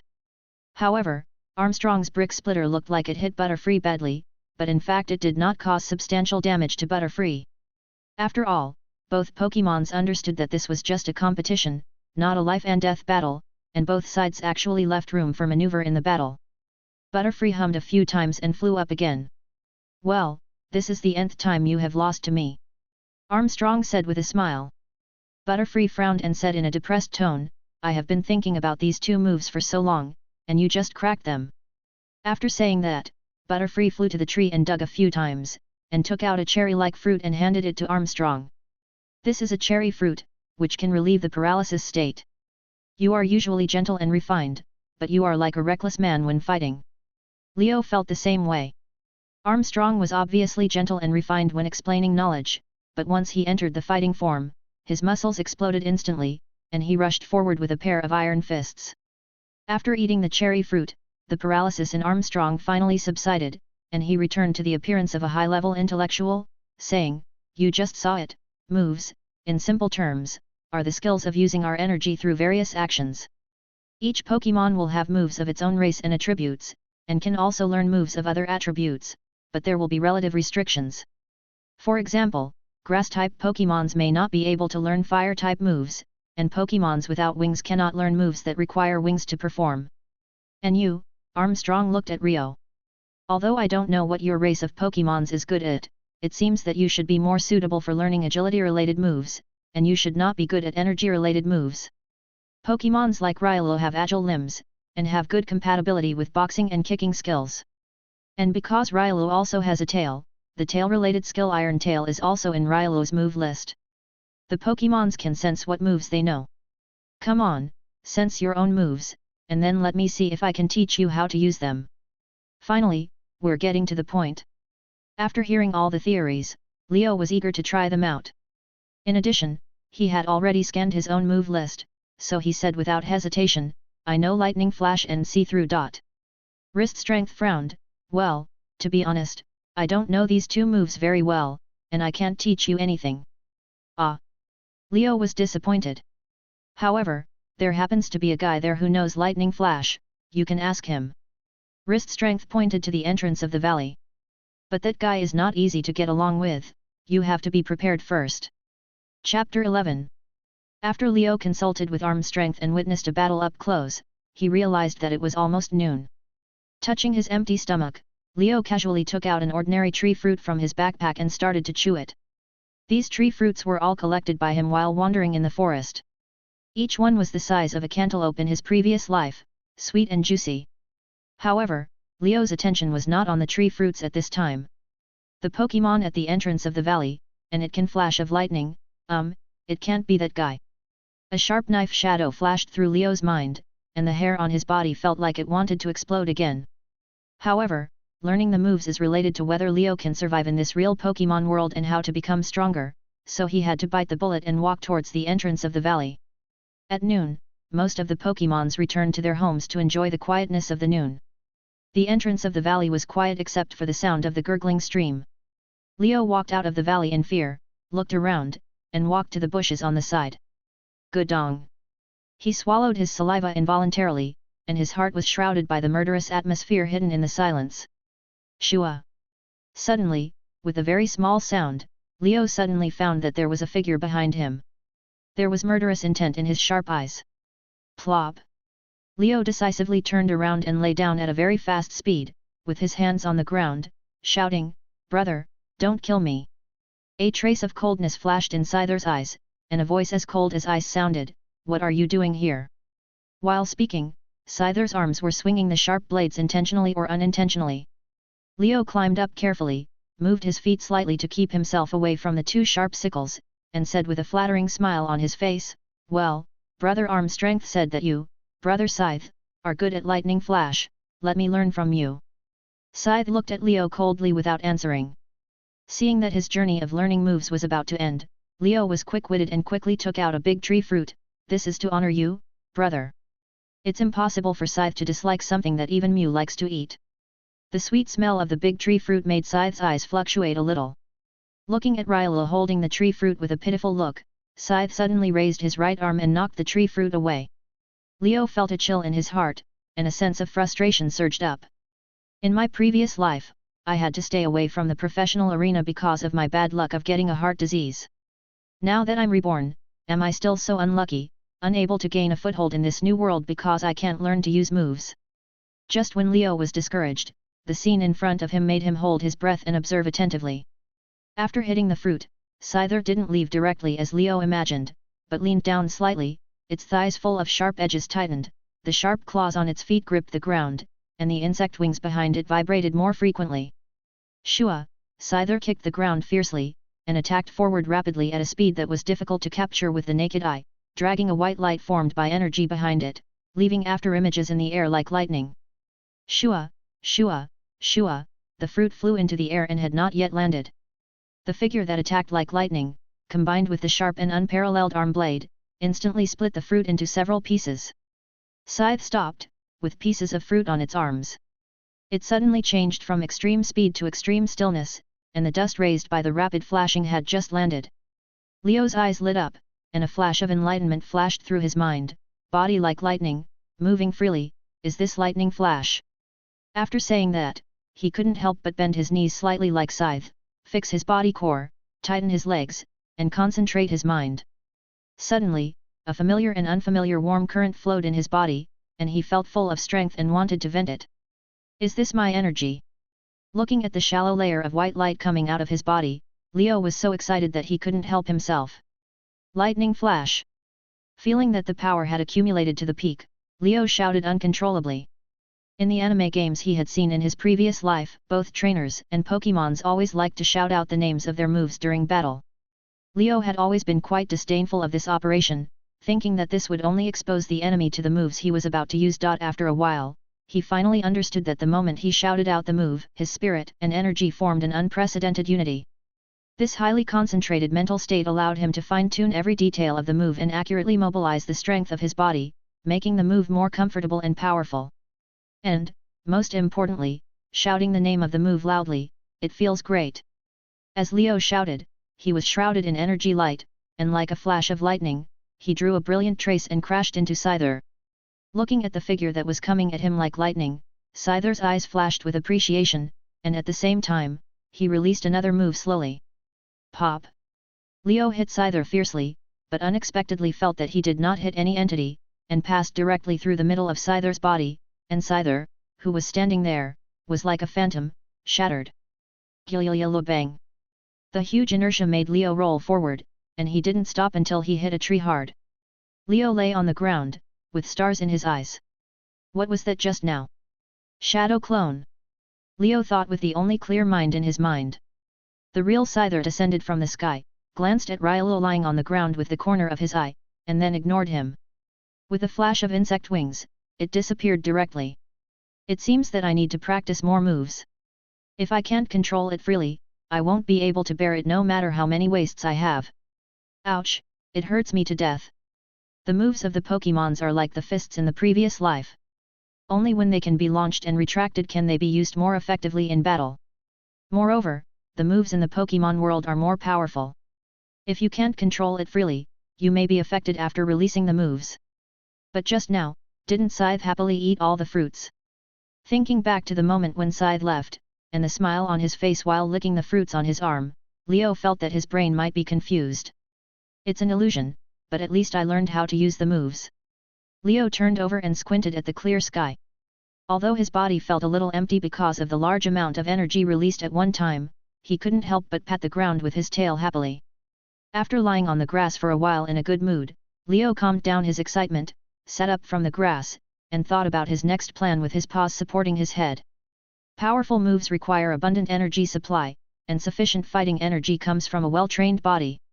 Therefore, the primary goal is to exercise your body to obtain stronger energy, and secondly, to strengthen the control of the lightning flash move through a lot of practice. Thinking of Scythe's lightning flash, Leo felt a little excited. As for how to exercise, he recalled the various hard trainings he had done in his previous life to become a professional player, and smiled confidently. I'm an expert in this area. Leo could no longer suppress his excitement and ran back to Chaoyang Valley excitedly. Chapter 12. Ding ding dong dong, bang bang bang bang. Many Pokémons were attracted by the bustle of the valley and gathered around to watch. Come on, put this wooden stake here. If you help spit some silk, this delicious fruit will be given to you. Brother Armstrong, please help split it again here, thank you. After a period of vigorous construction, what appeared in front of many Pokémons were some tools they had never seen before. From left to right, a dozen wooden stakes cut by the Armstrongs with the breaking tile move were inserted into the ground unevenly to form a plum blossom stake for training fighting steps. Dumbbells and barbells of various weights made with the help of the fists. There are round stone plates of different weights on both sides and a solid wooden pole in the middle. Using the tough silk spit out by the caterpillars, various wooden and stone products were connected to finally get equipment such as gantry, single and double bars. Hey, it's finally done. Leo touched the sweat on his head and looked at the various exercise equipment he had assembled with heavy capital with satisfaction. The price was that all the tree fruits in the backpack were bribed to the Pokémons who helped with the work, and even the few orange fruits and peach fruits that were treasured were not spared. He stepped forward and held the wooden pole of the barbell with both hands, and stood up to do a deadlift. The familiar feel made Leo smile with satisfaction. It feels like I'm back in the gym, haha. The curious Pokémons such as Monkey King, Geodude, Grasshopper, and Squirtle came up to Leo and asked him questions about the equipment. After finally getting rid of all the curious Pokémons, Leo couldn't help but wipe the cold sweat from his head. God knows how Grasshopper, who has no hands, would think of trying to lift dumbbells. Geodude, who has no legs, has a great passion for the plum blossom pile, and Pokémons such as Monkey King and Grasshopper can climb up and down the parallel bars with their flexible limbs. But now that the Pokémons have left, the rest of the time belongs to him. Even though it was getting dark, Leo decided to exercise first. He picked up the dumbbells and began to do curls with his left and right arms. Oh, this is a familiar feeling. Feeling his biceps squeezing and releasing passionately, Leo wanted to shout out loud. In his previous life, he was not only a professional free-fighting player, but also a fitness enthusiast. He was extremely enthusiastic about various aerobic and anaerobic exercises, and was familiar with various curls, deadlifts, rowing and other movements. Dong, experience points gained, level increased, LV5 equals LV6. Just as Leo was excitedly doing dumbbell curls, push UPS, pull UPS and other exercises, an unexpected prompt suddenly popped up and appeared in the lower right corner of the light screen in front of him. Exercise can actually gain experience points. Leo was shocked. As a former Pokémon player, he naturally knew the importance of level to Pokémon. After he was born, he tried countless times to gain experience points to level up. For example, he once provoked Caterpillar to level up through fighting. However, after throwing a few stones, Caterpillar, who had a bump on his head, chased him madly and angrily beat him with impact. Just when he was about to use various fighting skills familiar from his previous life, Caterpillar spit out a large amount of extremely sticky silk nets through silking, sticking his entire Pokémon firmly in place, and he could only be beaten madly. If Caterpillar was not a kind Pokémon, Leo would probably experience the blood volume at this time. After being emptied, will he die directly like in reality or fall into a near-death state like in the game? For example, he fantasized that he could find magical candy in a corner of the forest, which is a magical item for upgrading in the Pokémon world. So he searched frantically in every corner of the forest, stuffing suspicious objects into his mouth when he saw them, and ended up having diarrhea because he ate the wrong things. Yes, Pokémons also need to eat, drink, defecate and urinate. When Leo thought of the diarrhea experience, he still felt a dull pain in his anus. Back to the point, seeing the prompt that he had finally upgraded, Leo couldn't wait to open status to see his upgraded attributes. Status: Pokémon, Elite, Railu, Male. Level, LV5 equals LV6. Attribute, Fighting. Feature, Mental Power, will not fall into a cowering state. HP, 27 equals 30. Attack, 20 equals 23. Defense, 12 equals 13. Special Attack, 11 equals 13. Special Defense, 10 equals 11. Speed, 17 equals 19. Special Moves, Lightning Flash, LV0, See-Through, LV0. LV. Evaluation, a fast-moving, brave and combative fighting Pokémon with great unknown potential. Attack increased by 3 points, Special Attack increased by 2 points, Speed increased by 2 points, but both defense increased by only 1 point. It seems that I will never have a chance to become a super tank in this life. For fighting Pokémons, since most fighting moves are mainly physical attacks, the higher the attack attribute, the more significant the bonus to the power of the moves, and the faster the speed, the more bonuses there are for some moves. Leo is quite satisfied with his own attributes. However, looking at this attribute panel that looks like a game interface, Leo can't help but think of something else. This HP, if the HP is exhausted in the game, the Pokémon will fall into a state of dying. After all, this is a game for children, so there is no real death. But in this real world, if the HP is really exhausted, what will happen?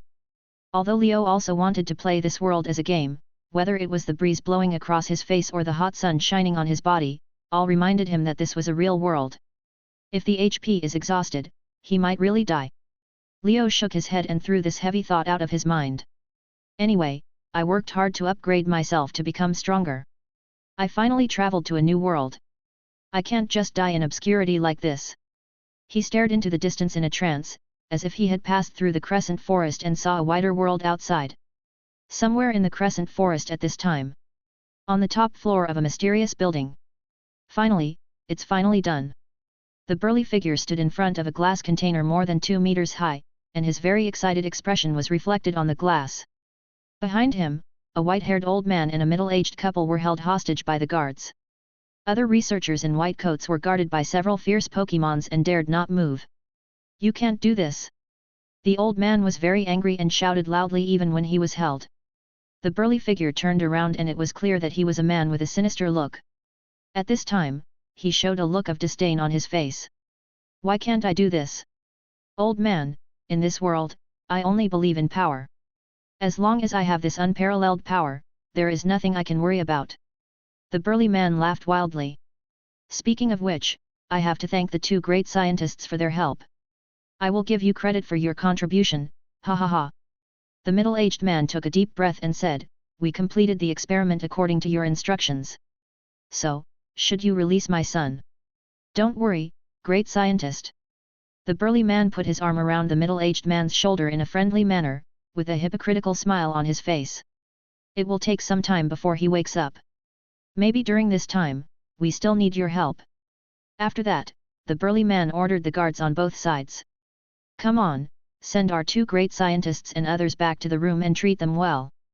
The middle-aged man's originally gentle face couldn't help showing anger at this time. The woman next to him held his hand to keep him silent.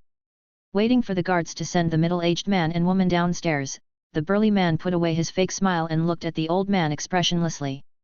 Give up now. If you do this, it will bring disaster to the world. You can't control the power of him. The old man said in a deep voice. The burly man waved his hand impatiently and ordered the remaining guards, lock this old guy in the basement. Well, lock him up next to that brat. Then he looked at the old man viciously. Old man, you are unlucky. You got lost and broke in to see our biggest secret. Don't worry, we won't kill you now. As long as you cooperate with us, your knowledge is still valuable to us. But now, you'd better be locked up and think about it. The guards escorted the old man away. At this time, in addition to various buzzing instruments, the top floor of the entire building was left with only the burly man and the glass culture dish filled with green liquid. The burly man stroked the old man over and over again obsessively. He looked at the glass petri dish as if he was touching some rare treasure. In his eyes, there was not only enthusiasm but also greed like a bottomless abyss. The liquid in the glass petri dish kept bubbling. The tube connected to the petri dish kept changing the liquid, sending away the dim liquid, and then re-injecting new liquid, and the cycle continued. In the container, a curled-up black shadow kept absorbing the liquid. Suddenly, gurgle gurgle, a series of bubbles emerged from the black shadow and floated to the surface. At this time, even the burly man did not notice that the surface of the liquid in the glass petri dish was rippling with circles of slight but real ripples. Outside the mysterious building, a pink ball of light flew by. Me, what a scary but familiar breath. A crisp voice came from the ball of light. After that, the ball of light flew around the building for a few circles, as if it had not found anything, and flew away lightly again. Another corner of the crescent forest. Ah, slurp. A round Pokémon with squinting eyes and a simple and honest look was sitting on the grass, constantly throwing the fruits piled beside him into his big mouth with his hands. Soon, the Pokémon ate all the fruits piled up like a hill. Hee, I'm so full. The Pokémon patted his belly, and a satisfied smile appeared on his silly round face. Then he looked up and fell to the sky, and soon fell asleep. The sleeping Pokémon seemed to feel something, and his whole body trembled. He scratched his head unconsciously with his hands, and then continued to sleep. But a hideous look inexplicably appeared on his originally simple face. Chapter 13. Leo settled down in Chaoyang Valley and started a new life. Since he understood how to use the moves and found that he could gain experience points and upgrade through training, Leo has stayed in the valley and carried out his own training to become stronger. What are the fighting Pokémon's best at? It must be physical attack and speed. The martial arts in the world are indestructible, only speed can't break. What is defense? It doesn't exist. As long as we are fast enough, no enemy attack will fall on us. Since the enemy can't hit us, what's the point of defense? And as long as you are fast enough, your fist will be stronger. There is nothing that can't be solved by one punch. If there is, then give him countless punches. Leo stood in front of the various exercise equipment built, talking to the Pokémons. And the audience present said that you are talking well, but what does it have to do with us? The caterpillars and unicorns that Leo had brought from under the tree stared angrily until Leo handed them a few fresh leaves with a flattering smile, then they started to chew with a smile on their faces. The squirtles and the mosquitoes were curious and ran over to listen, but found it boring, so they just sprayed water on each other. Yawn. A few young geodudes were drowsy and squinting. Only the walking grasses slapped the grass leaves on their heads on the ground to applaud. The youngest female walking grass actively raised her leaves and asked loudly, "What if you don't have fists?" After a long time, a listener responded. Leo coughed lightly, put his hands behind his back, and walked to the side of the walking grass girl with the appearance of an old scholar, and said slowly, "Young man. Oh, I'm not a human, I'm an Pokémon. Don't interrupt. Hey, young walking grass, you don't have fists, but you can use the grass on your head to slap other Pokémons, just like this." Leo lay on the ground and imitated the form of walking grass to give a wave of walking grass's limited version of serial slaps. The walking grass girl quickly clapped her hands. This handsome guy knows a lot and speaks well. She likes him very much. Leo and the little sister of the walking grass were playing around here, and the second one of the walking grasses, who was a little bored, thought about it, turned around and said to his eldest brother in a low voice, "Brother, I've been in the valley for so long, it's so boring, why don't we go to that place again?" The eldest brother of the walking grass instantly became energetic. "Not bad, that place is absolutely a must for basking in the moonlight. But what if we are discovered by those stinky birds again?" "Hey," the second walking grass pointed at Leo with a leaf. "Don't we have a helper who is very capable now?" The two walking grasses discussed it slyly. Then the eldest brother of the walking grass walked forward happily and pulled Leo's thigh with a leaf. "What's wrong? Do you still remember those bobos?" Leo pouted.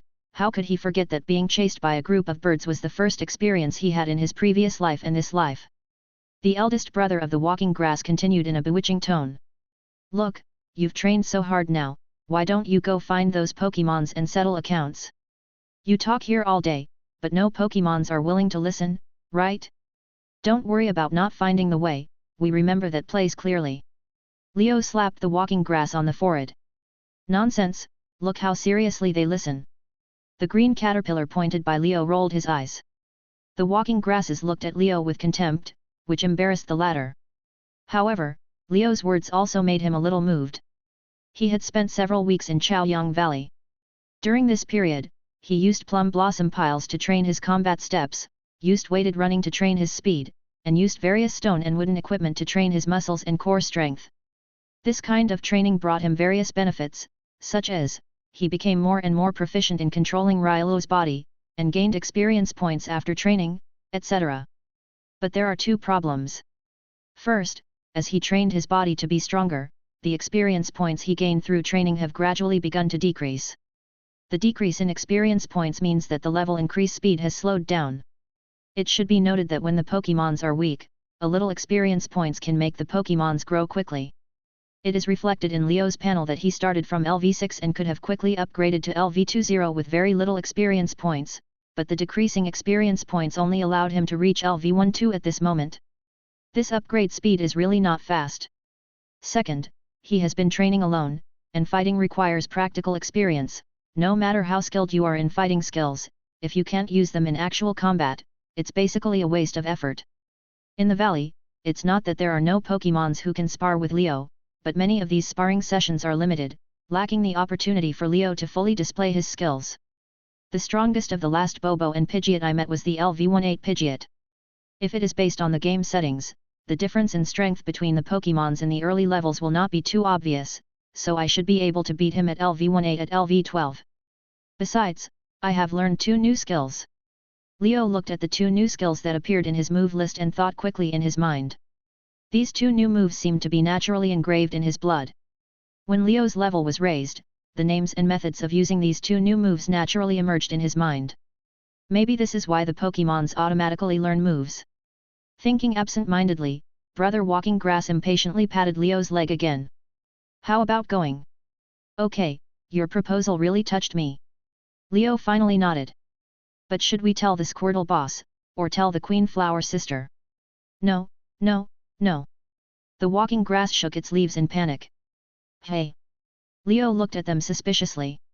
Look, they are so busy, one is responsible for patrolling the surrounding area to see if there is any danger, and the other is responsible for managing the affairs inside and outside the valley. How busy? There is no need to disturb them for such a small matter, we can just go on our own.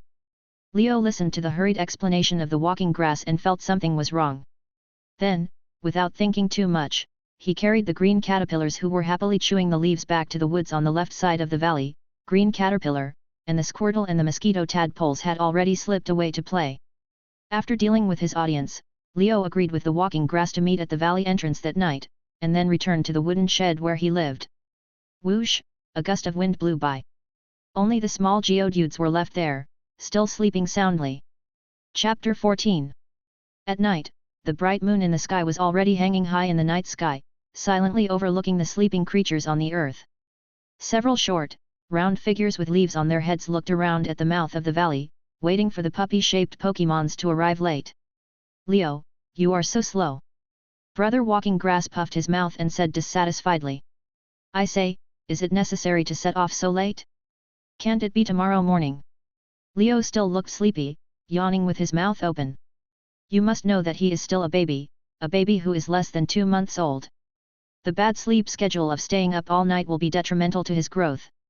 The later the better, after all, the closer it gets to midnight, the brighter the moonlight will be, and the more comfortable it will be.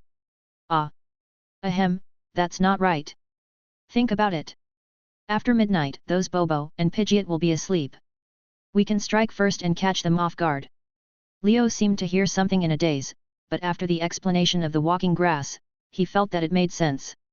In this way, Leo was dragged away by the walking grass when he was half asleep. As he walked, Leo gradually began to wake up. Strictly speaking, this was his first time walking in the forest so late at night.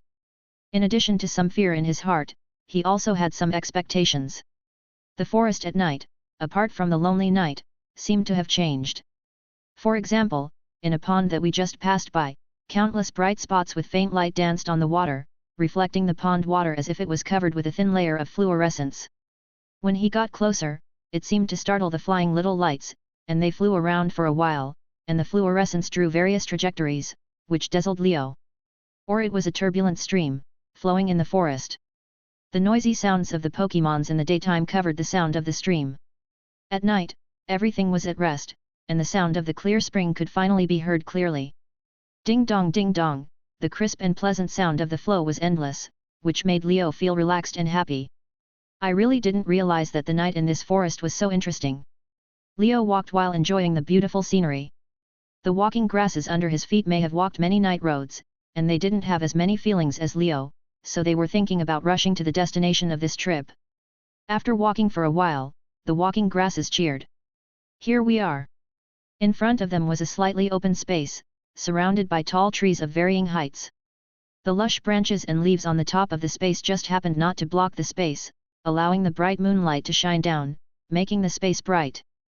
Come on, help us dig here. The walking grasses walked around the space, and finally chose a location close to a big tree with moonlight shining down, and then motioned Leo to come and help them dig holes in the ground.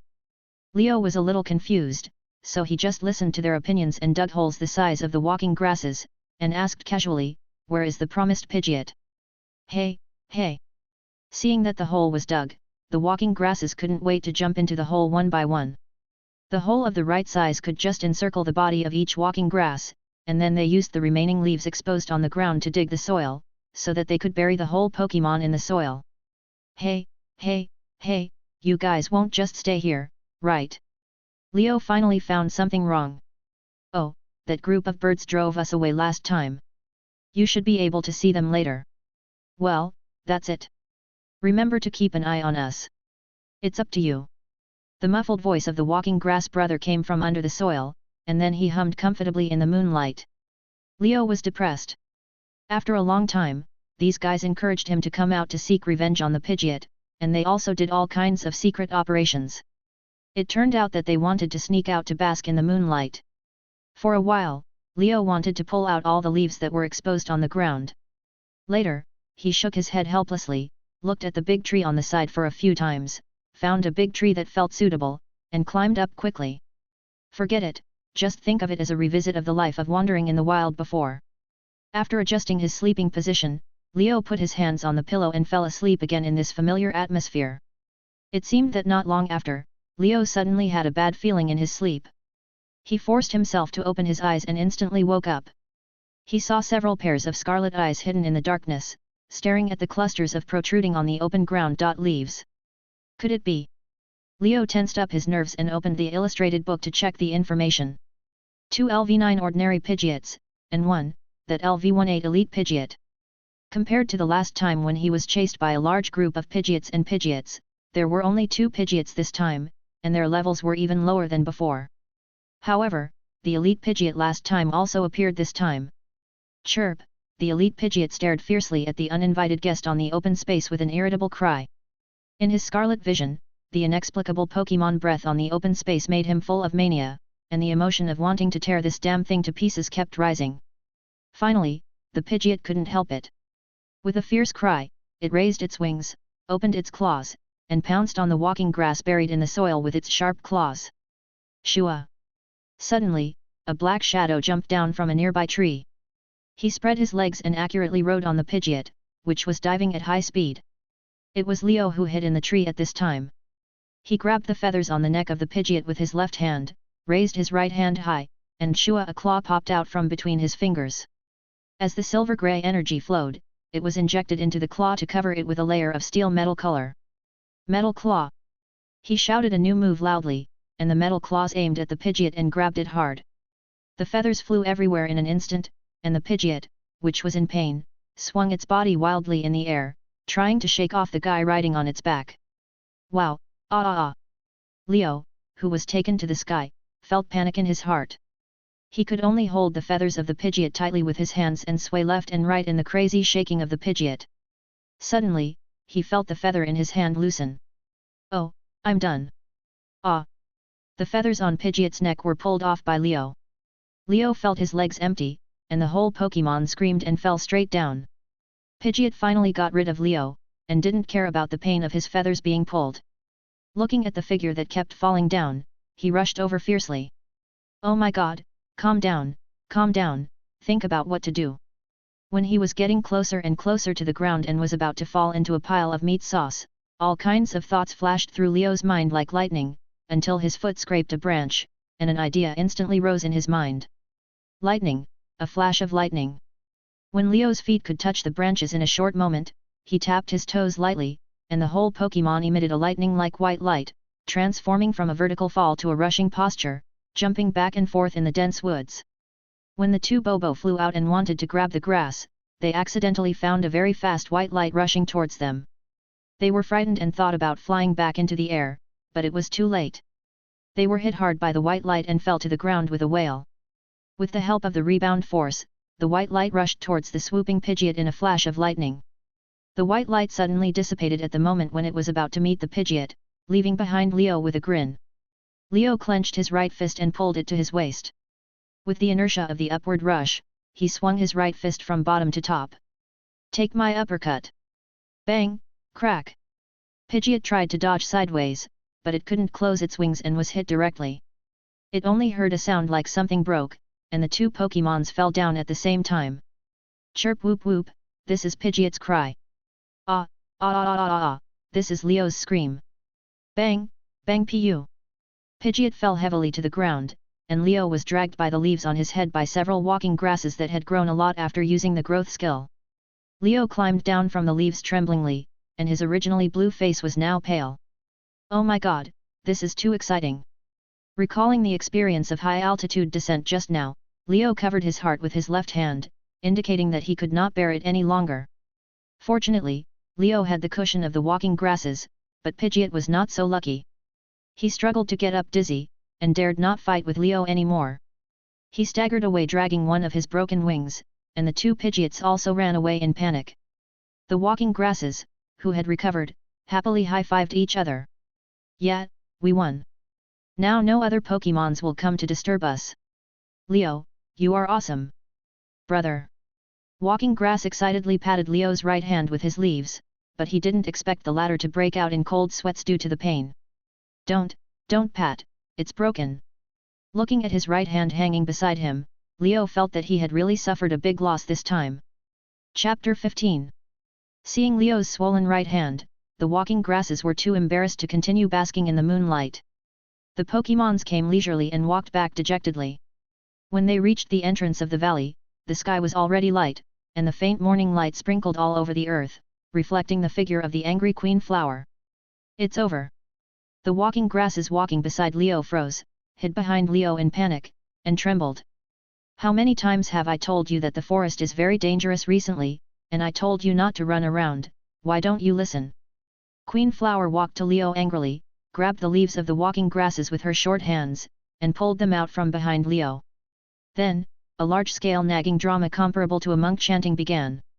Starring, Queen Flower, supporting role, Walking Grass, audience, Ryalu. Go back and reflect on yourself during this time. The Queen Flower narrowed her eyes, and the huge petals on her head seemed to be leaking dangerous pollen. The walking grasses walked back to the valley in frustration, and the Queen Flower stopped Leo, who looked pitiful and wanted to follow her back. Alas, the Queen Flower sighed, and a burst of emerald green light shone softly from her body, spreading to both sides, and instantly it was like the spring of the earth. A large piece of green grass suddenly emerged on the ground, and a vibrant atmosphere enveloped Leo. At the same time, the fragrant and refreshing smell entered Leo's nose, making him unconsciously intoxicated. When Leo woke up, he found that his originally broken arm had been healed, and the swelling caused by the bruises gradually subsided under the infection of this vitality. The Queen Flower clapped her hands and dispersed the skill green grass field that could heal the group of Pokémons. "Okay, your injury has been healed, but you still need to rest for a while." Violet touched Leo's head and said in a gentle tone. As for why the Violet can touch Leo's head? Yes, the average Violet is 1.2 meters tall, taller than Ryalu. Leo was a little embarrassed, scratching his head with his left hand, smiling foolishly without saying anything. But why did you follow these troublemakers to fool around, and you fighting Pokémons don't pay attention to your body at all. You are still young. Even if I can treat your injury, long-term injuries like this will still leave hidden dangers to your body. You need to learn more about wrist mechanics, how to protect your body in battle. Violet still couldn't help nagging. Yet, Leo knew that the nagging of the Violet was actually a special concern, and nodded repeatedly, but thinking of what the Violet said, he couldn't help asking.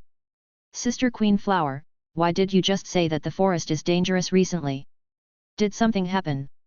Queen Flower paused her nagging words, and did not directly answer Leo's question, but talked about another thing.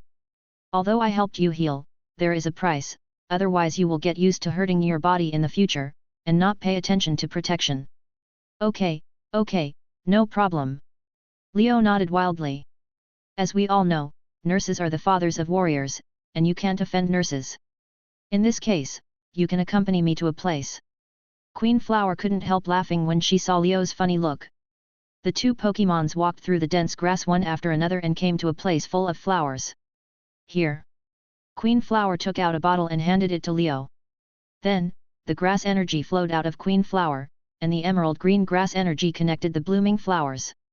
In the air, drops of golden viscous liquid slowly formed. Leo's eyes lit up when he smelled a sweet and refreshing smell. Is this the Pokémon nectar? Speaking of this, Leo was already drooling. Last time, the Queen Flower gave a small bottle of Pokémon nectar to Leo, who had just arrived, as a gift, and Leo couldn't help but finish the sweet nectar. When Leo thought of the sweet nectar paired with the breadfruit that tasted like bread, he was very greedy. The Queen Flower smiled and explained to Leo, this nectar is very good for you newborn Pokémons. It can improve your physical fitness and help you grow better. But these nectars are difficult to collect. There is such a large garden here, and it is estimated that there is only this bottle of quantity, so you have to look carefully and don't miss it. Looking at the bottle in his hand that was about the size of his head, Leo didn't dare to say anything. He focused on staring at the nectar that solidified and dripped in the air, and then stretched out the bottle in time to catch it. Live. One was concentrating on making nectar, and the other was concentrating on collecting nectar. A long time ago, this forest was still in a very chaotic state. The weak Pokémons were bullied by the strong Pokémons, and even the former were hunted by the latter as prey. Not only different races, but even within the same race, as long as you are weak, you have no room to survive.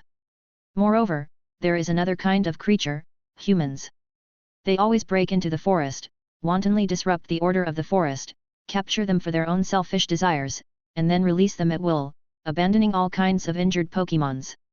Their existence has put all kinds of Pokémons in a precarious situation for a long time.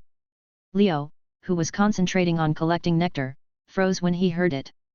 The Pokémon world in games and animations was always a beautiful and harmonious picture, but there is still a dark side in reality. The chaos lasted for a long time, and then, several powerful Pokémons finally couldn't stand this chaotic situation.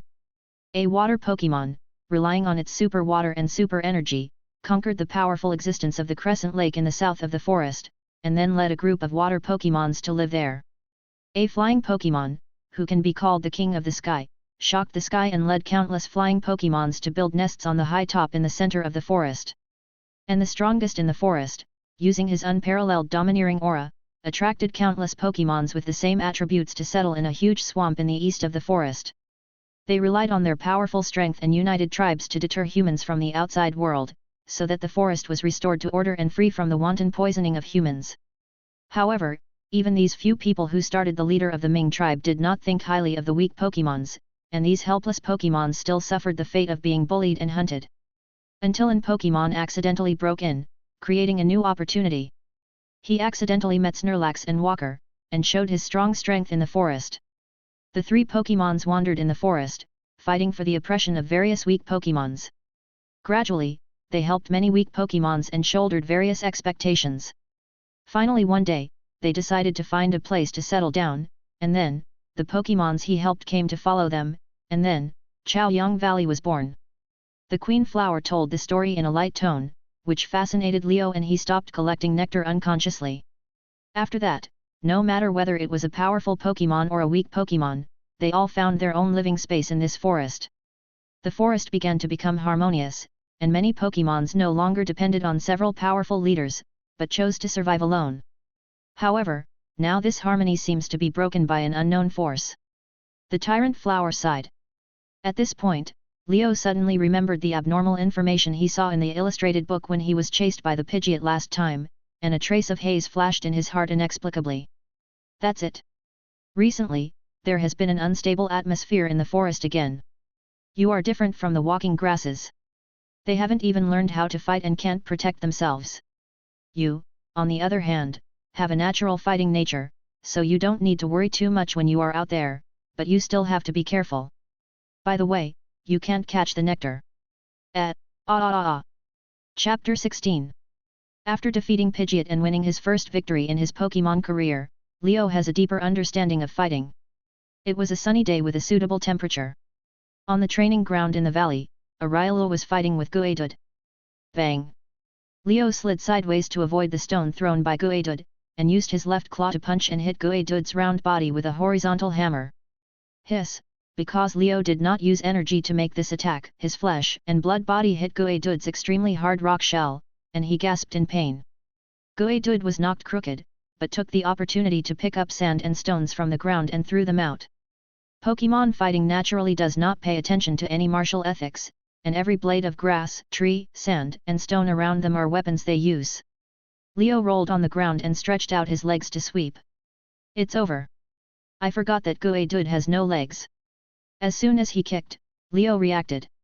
Guadud is a Pokémon with a special body structure. In addition to its round body, head, like a stone, it only has two powerful arms and no thighs. It can only move by rolling its body. Guadud supported himself with both hands and dodged Leo's sweeping kick. Then he put his hands together and smashed it down hard. Seeing that the hard rock fist was about to fall, Leo's energy surged, his claws popped out, and they were attached with a metallic color. Metal claw. However, the metal claws he used were not a direct attack. Instead, Leo crossed his claws in front of his head, using the hardness of steel energy to counter Guadud's stone fist. Sizzle! The metal and rock collided, creating sparks. Guadud was blocked this time and could not use the force in the air, so he fell to the side. The key to fighting is to win when you have the upper hand. Seeing that Guadud lost his balance, Leo took the opportunity to step forward, and brown-red energy surged from his body. Take it, lightning flash! Like a lightning flash across the sky, Leo rushed towards Guadud with abundant fighting energy. Guadud looked at Leo rushing towards him, and quickly put his hands in front of him, curled up his whole body, and at the same time, a burst of brown energy surged out of his body, wrapping Guadud's whole body, forming a round shell. Move, circle, curl up the body to become round, thereby improving its own defense. On one side is the fierce lightning attack, and on the other side is the unshakable solid defense. Boom! Leo and Guadud collided fiercely, dust flew, and the huge impact force caused the gravel on the training ground to fly everywhere, and the recoil caused by the impact caused the two Pokémon to fall directly backwards. Ahem! Leo got up from the ground, looked at the round-eyed Guadud on the opposite side and smiled triumphantly. Guadud, I won this one. Fighting, sparring, playing with the walking grass mosquito coil tadpole in his spare time, and being asked by the Queen of Flowers to collect nectar and steal food from time to time, Leo lived a plain but interesting life. The only regret is that after defeating the Pidgeot and gaining a lot of experience and directly upgrading to a higher level, his level up speed slowed down again. He could only hone his fighting skills in friendly sparring with the Pokémons in Chaoyang Valley, trying to combine the various fighting techniques of his previous life with the various moves of the Pokémons. This made him better understand how to exert every bit of energy. Even without looking at the specific information displayed on the light screen, he could sense his own strength.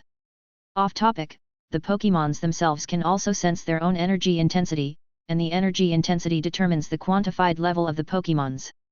However, the level does not necessarily represent the strength of combat ability. The victory of the battle will also depend on various factors. Therefore, there are many examples of low-level defeating high-level in the Pokémon world. The little Guadud supported his body with both hands and said to Leo helplessly, "You are improving too fast, kid. I won't fight anymore. I can't beat you now." This little Guadud is also a very powerful Pokémon among the Guadud tribe in Chaoyang Valley.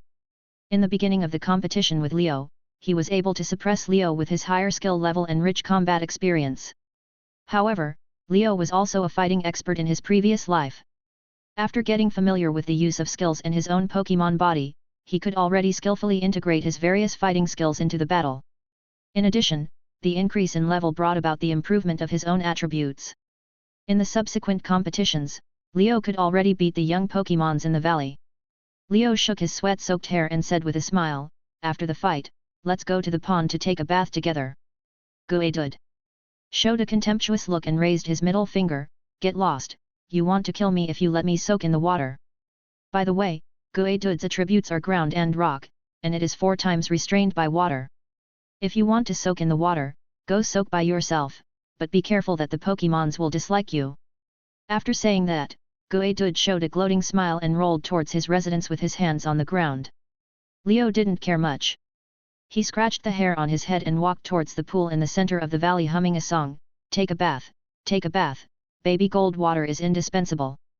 Hehe, don't mind if I pick 2 leaves for you." Coming to the tree beside the pool, Leo shamelessly pretended not to see the angry eyes of the metal pupae, and casually tore off a few huge leaves and threw them on the edge of the pool, intending to use them to wipe his body after swimming. Looking at the sparkling water, Leo couldn't help it. Splash! A dog jumped into the clear pool directly in the posture of jumping into the water. It's so cool. It was noon at this time. After sweating in a battle, jumping into the cold water and taking a nice bath was so cool. Moreover, the body of an Pokémon is stronger than that of a human, so there is no need to worry about catching a cold or having a fever. If you ignore the horned goldfish and mosquito coil tadpole spitting angrily next to them. Puh, you stinky little dog jumped in with sweat again. The mosquito coil tadpole widened his round eyes and kept spitting foam from his mouth. The horned goldfish on the side poked Leo with the horns on his head. The evolved form of Riolu, Lucario, has the attribute of steel, and Riolu's original body is naturally stronger and tougher. The horns of the horned goldfish are just a slight tickle for Leo. Besides, everyone just showed a little indignation. In fact, they were all joking, so there would naturally be no bloody scene with blood holes poked all over the body. Looking at the round body of the mosquito coil tadpole, Leo became playful and hugged a mosquito coil tadpole, swimming happily in the pool like a swimming buoy. Ah! The mosquito coil tadpole was so angry that not only circles of spiral lines appeared on its belly, but also circles of spiral lines appeared on its head. They were having fun in the pool, while other Pokémons in the valley were busy with their own things. The valley was peaceful. Suddenly, boom boom boom. The earth shook violently, as if something heavy was rolling over it. Boom. Another strong vibration, the pool also set off waves due to this violent vibration. Looking at the ups and downs of the waves in the pool, Leo quickly ran ashore. "Don't be afraid, stay here, I'll go see what's going on." Looking at the panicked appearance of the young Pokémon such as the tadpoles, Leo felt that he was also an adult Pokémon, in spirit, and put on a calm expression to comfort them. When the young Pokémons calmed down and gathered together, Leo turned and ran to the valley entrance. Along the way, the older or stronger Pokémons in the valley also rushed to the valley entrance. "What's going on?" Leo asked while running. It's a pity that no Pokémon could give an answer. Boom boom. Wow, here it comes again. The strong vibration came again. Leo staggered, but still relied on his good balance to stabilize his steps and continued to run to the valley entrance. Gurgle gurgle, some Pokémons around him did not have such a good balance, and they rolled into a ball, and some Pokémons rolled with the stinky flowers, with a hot expression on their faces. At this time, a sturdy armlet jumped out of the group of Pokémons. It was the elite armlet who had taught Leo the energy theory knowledge before. He frowned and said, "Why are you panicking? Stay calm. All Pokémons below level 15 should not go over. The older Pokémons lead the team and take all the Pokémons in your group to hide in the shelter. Follow me, Pokémons above level 15, and line up in battle formation." The Pokémons that were originally in a mess quickly calmed down after hearing the command of the elite Armlet. Armlet and the Monkey Kings carried the inconvenient Guedud and ran at the front of the team behind the elite Armlet. The Squirtle stayed in the middle of the team. At the end was the Tyrannosaurus Rex, who led the walking grass flower and Paras, and other grass and bug Pokémons. Finally, Butterfree and Beedrill flew above the team. Leo glanced at his level LV13 displayed on the screen. Seeing that the elite arm force did not drive him away, and he really couldn't suppress his curiosity, he quietly mixed in with the ranks of the Squirtles in the team and ran towards the valley entrance together. A group of Pokémons passed by after some adjustments, they finally arrived at the entrance of the valley. The scene before them made the Pokémons shudder. Chapter 17. Roar. Outside the valley, a giant beast roared, and the roar was as deafening as thunder. This huge beast was covered with dark blue fur, and its body was round like a ball. Its white belly kept rising and falling with each roar. Its face, which originally had a simple smile, now had a ferocious look, and its wide-open eyes were filled with crazy red light, exuding a tyrannical atmosphere. Snorlax. Looking up at the nearly 3-meter-tall giant in front of him, Leo was shocked, and a familiar Pokémon name came out of his mouth. In various games or animations, Snorlax is a kind of Pokémon with a gentle temper. Although it is huge, it likes to eat and sleep by nature, so it is also nicknamed Lazy Fat Man by many people. The violent beast in front of him was very different from the Snorlax in his impression. The docile appearance was gone, and the ferocious expression was accompanied by a thunderous roar. The whole body was glowing with dazzling red light.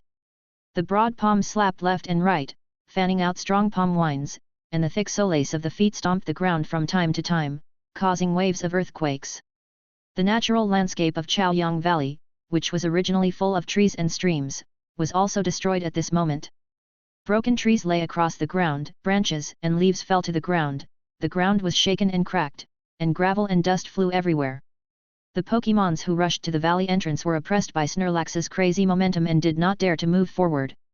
Well, that is. Leo dodged the flying gravel and squinted his eyes through the dust to look at Snorlax, who was standing there with his hands raised and feet stamped. Illustrated. Encounter progress, 23/25. Battle progress, 8/25. Real-time analysis. Pokémon, Leader, Snorlax, Frenzy, Male. Level, LV35. Attribute, General. Feature, Immune, will not fall into poisoning state during battle. Leader, Chaoyang Valley, Invalid. Moves, Sleep, LV4, Snoring, LV4, Million-Ton Punch, LV2, Sleep Talk, LV2, Mount Tai, LV2, Round, LV2, Crazy, LV1, Throw, LV1. Another leader-level Pokémon. This is the second leader-level Pokémon Leo has seen besides the Squirtle leader. Apart from the level that is almost as high as the Squirtle leader, there are 2 level 4 skills and other rich skills in the move list, so it is not difficult to imagine why the Snorlax in front of him can cause such great destructive power. The leader is Chaoyang Valley. Leo remembered the story that Queen Flower told before. But then, his eyes were attracted by another piece of information. It's this crazy suffix again. The group of Pidgeots and Pidgeots that I met not long ago also have such a suffix. Leo was shocked. Looking carefully, around Snorlax, a green figure was constantly flashing around Snorlax, and the large sickles on both arms were flashing coldly, slashing down on Snorlax one by one. However, Snorlax was surrounded by blood-red energy, and the sharp slash could only cut on that energy, just like cutting on steel and splashing sparks. As if annoyed by the harassment of Scyther, Snorlax suddenly jumped up and slammed heavily on the ground. Boom! The ground shook violently, and the strong shock wave spread directly, sweeping towards the Pokémon standing at the entrance of the valley. Oh no, it's Mount Tai's pressure! Elite Arm Strength said in horror as he felt the might of the ground collapse. Just when the Pokémons had no time to dodge, a deep voice that made the Pokémons feel relieved immediately sounded. Hold! A heavy back blocked them, and the familiar green grid-shaped semicircular barrier unfolded, making the shock wave impact of Mount Tai's pressure dissipate into nothingness. Boss! The Pokémons shouted excitedly. The one standing in their way was Squirtle Boss, but he didn't wear the sunglasses that he always wore. And it was obvious that Squirtle Boss was not in good condition. His whole body was covered with dust.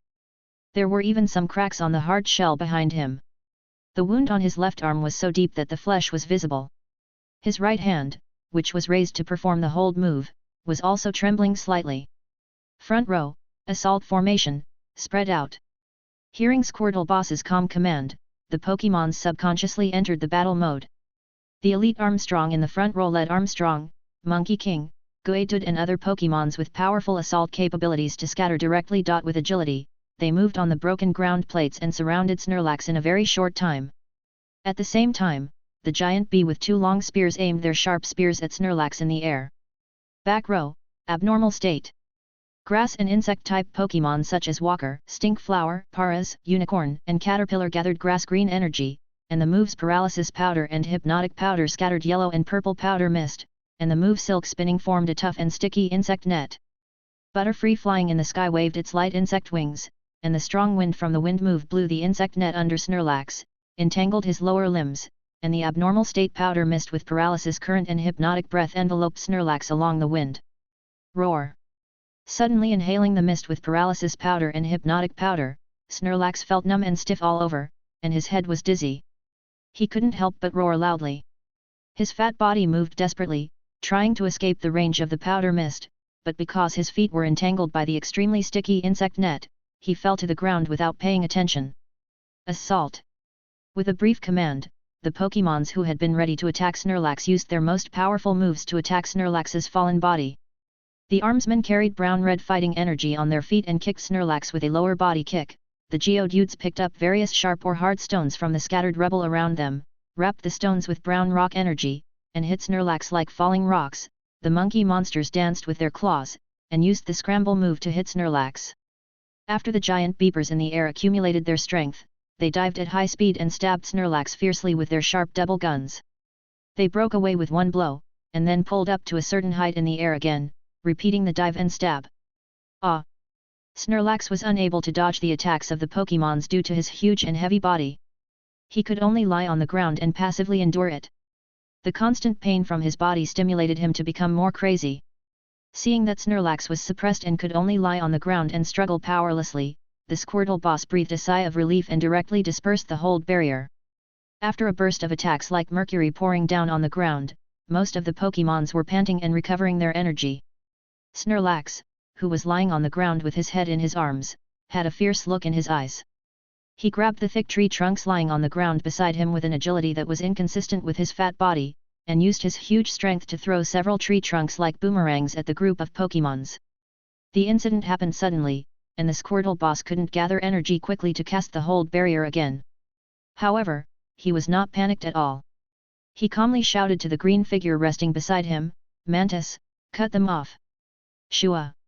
Scythe rushed towards the rotating tree trunks without hesitation, and the sickles on his arms flashed coldly, cutting quickly, directly cutting the tree trunks into dozens of smaller pieces.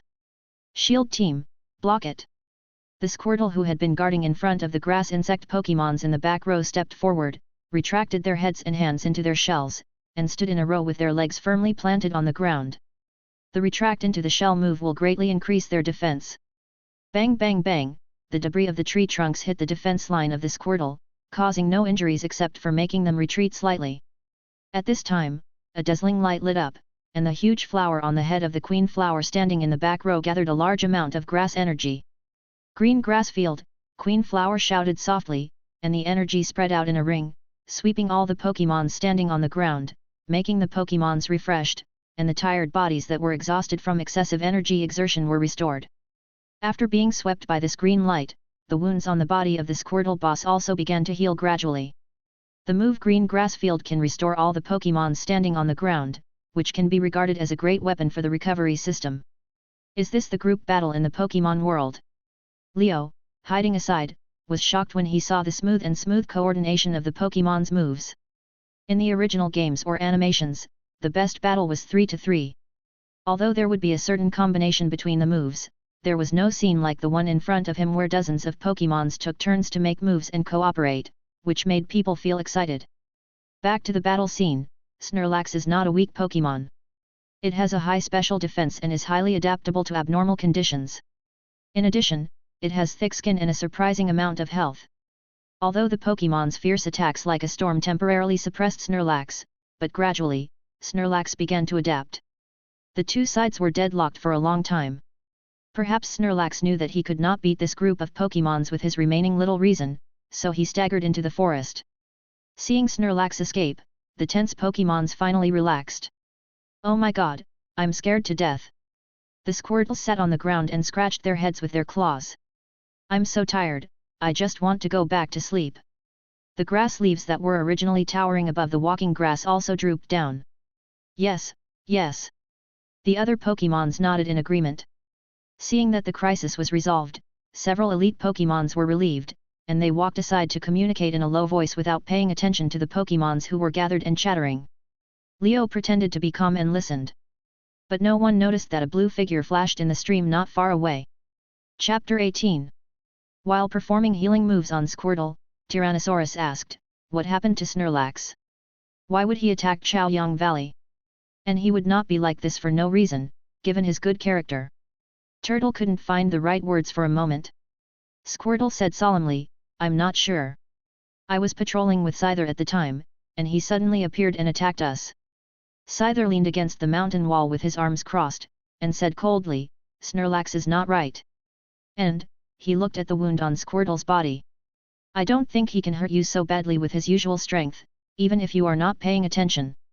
Snorlax's condition is indeed not right. Both his strength and the power of his moves are much stronger than before. The Pokémons at the scene fell into silence for a moment. Finally, it was the Squirtle boss who made the decision, anyway, let's carry out our previous plan and investigate what happened in the forest. The investigation can't be delayed any longer. This time, you will investigate, Armstrong. You are experienced and know a lot of knowledge. See if you can find anything. Armstrong nodded slightly. Also, I want you to go with me to investigate. Are you willing? Squirtle boss suddenly asked Leo, who was hiding behind him. Leo was startled. Me? Spy Mantis frowned. What role can a low-level Pokémon like him play? Squirtle boss smiled. I have a feeling that this little guy will bring us a surprise. Spy Mantis pouted, with a noncommittal look on his face. What do you think? Squirtle boss looked straight at Leo. Leo struggled a little in his heart. Although he knew that this investigation would be accompanied by a lot of danger, his nature of loving adventure made him nod. After living a dull life in the valley for too long, the restless adventurous factor in his heart has begun to stir. Otherwise, why did he abandon his stable life in his previous life and devote himself to the passionate fighting career? Boss Squirtle continued to make arrangements. Ahua, you go back to the valley to comfort your companions. Scyther, you continue to guard the valley. I will go out to see other places. If the worst comes to the worst, he hesitated, but still made up his mind and said, we will move to other places and give up this valley. Why? Armstrength and Queen Flower asked in shock. Last time when we went out to find those naughty little guys, we met the Pidgeot and Pidgeot tribes under Pidgeot. Their state is exactly the same as Kirby's state today. They are all full of that kind of fierce and ominous energy, and they are all like they have lost their minds. They attack the Pokémons unreasonably when they see them. Boss Squirtle looked at the Pokémons in Chaoyang Valley who were chatting enthusiastically not far away. I'm worried that this phenomenon will spread and make my friends fall into this frenzy. If there are signs of this. After hearing the decision of the Squirtle boss, Tyrannosaurus seemed to want to say something, but finally remained silent. That's it.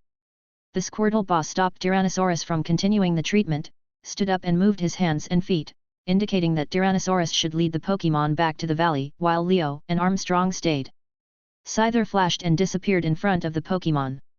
When there were only 3 Pokémon left outside the valley, the Squirtle boss said seriously, little guy, in addition to Snorlax and the group of Pidgeots we met last time, I'm not sure which other Pokémon are in this state now, so I want you and Armstrong to investigate together.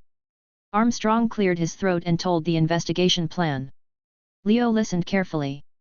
There are 2 purposes for this investigation. First, investigate the reason why the Pokémon fell into this strange state. It is known that Snorlax and Pidgeot have been infected. Second, survey the scope of the Pokémon infected in the Crescent Forest.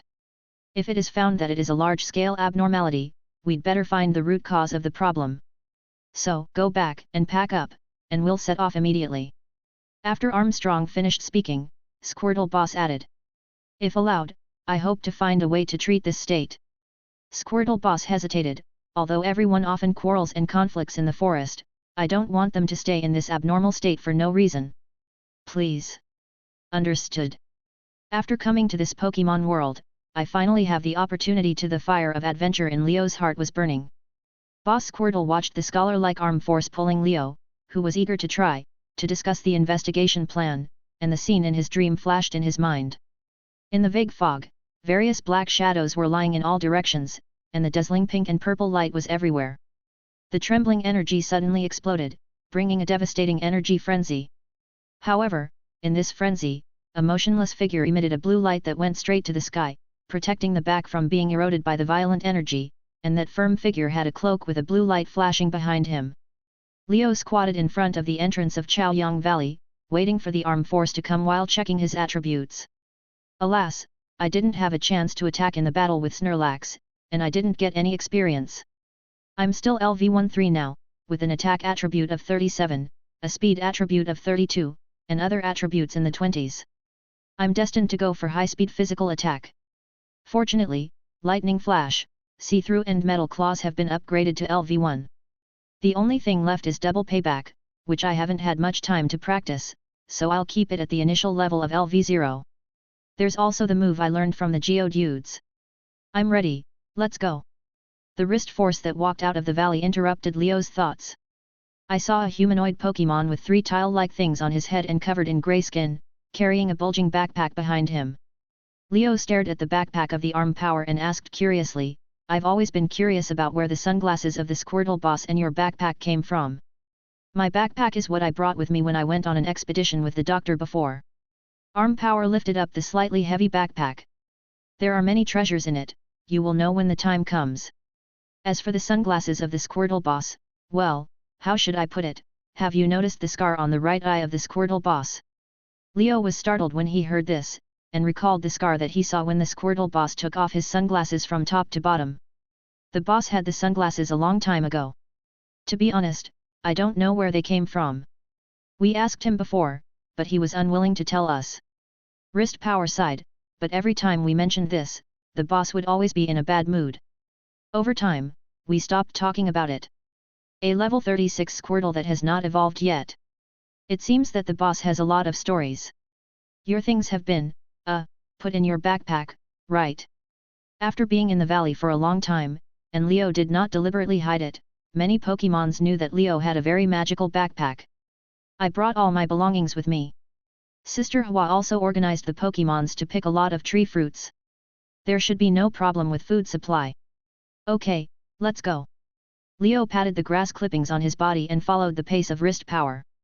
Just after wrist power and Leo set off, a group of Pokémon stood at the entrance of the valley and watched them leave. Will things really get so serious? Violet finally couldn't help asking. We finally found this place, and it's the only place these little guys can survive.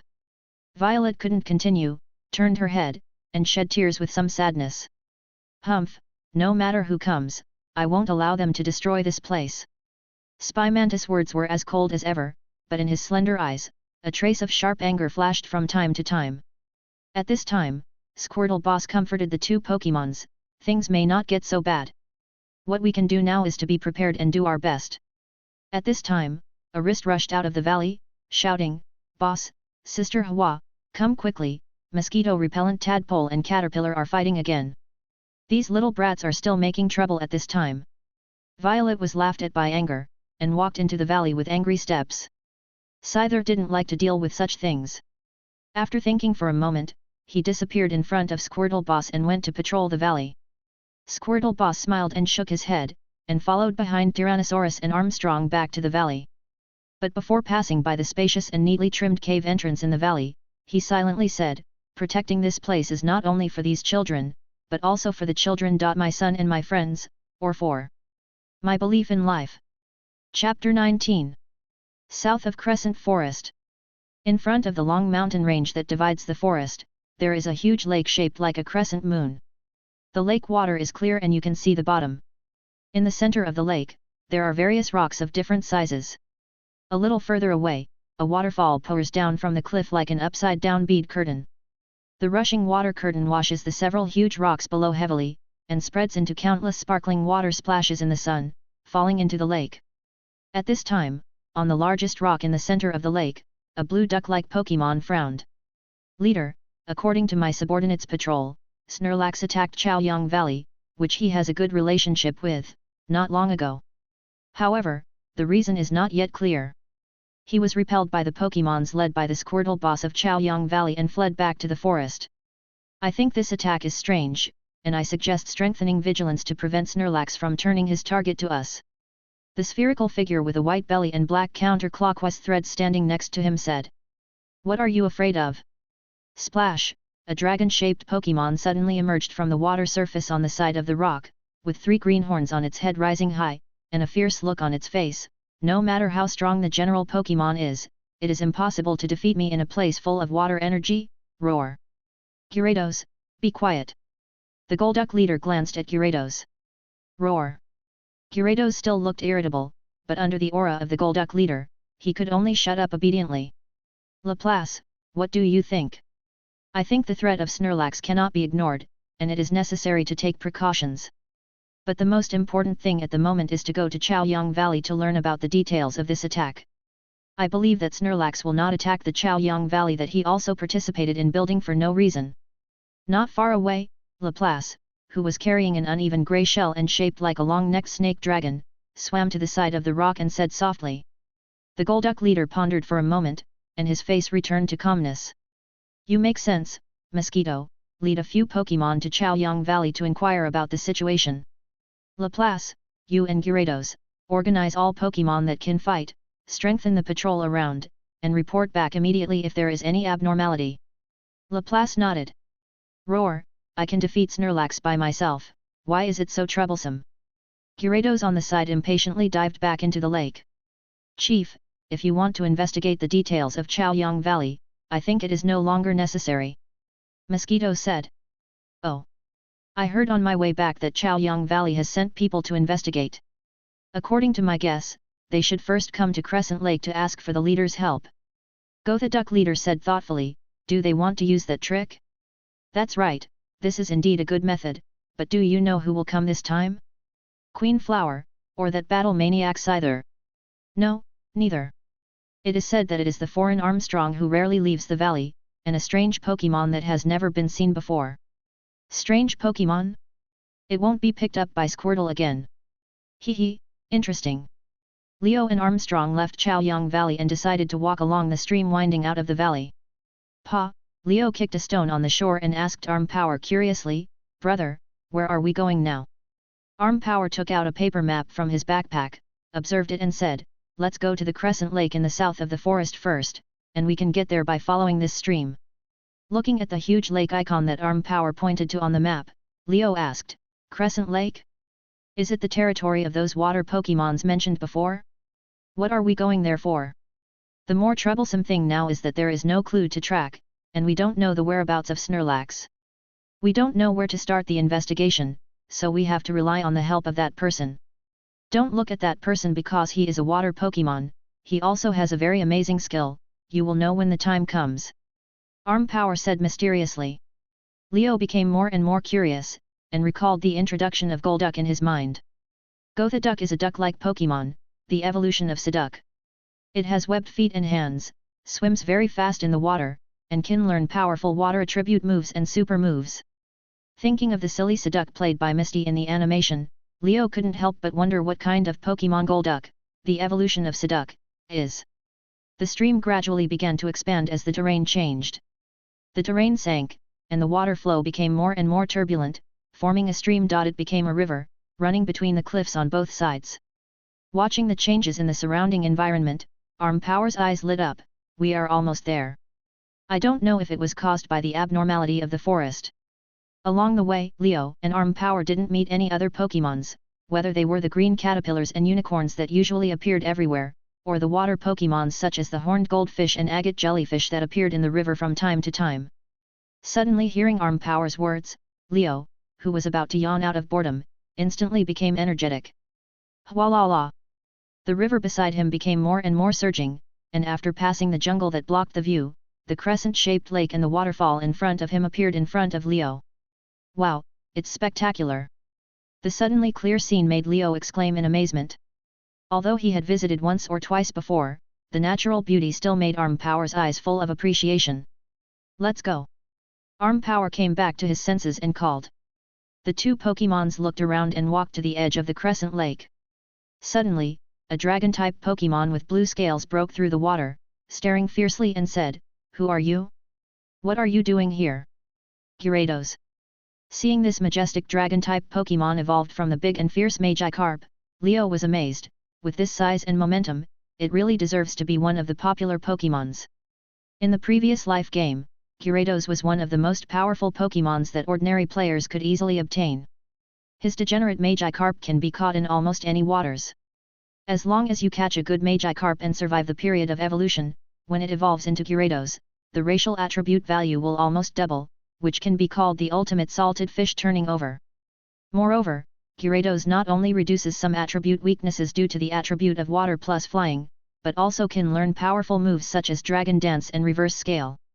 With excellent physical attack racial value, it can have a place in both the plot clearance and the Pokémon battle. Armstrong beside Leo walked forward.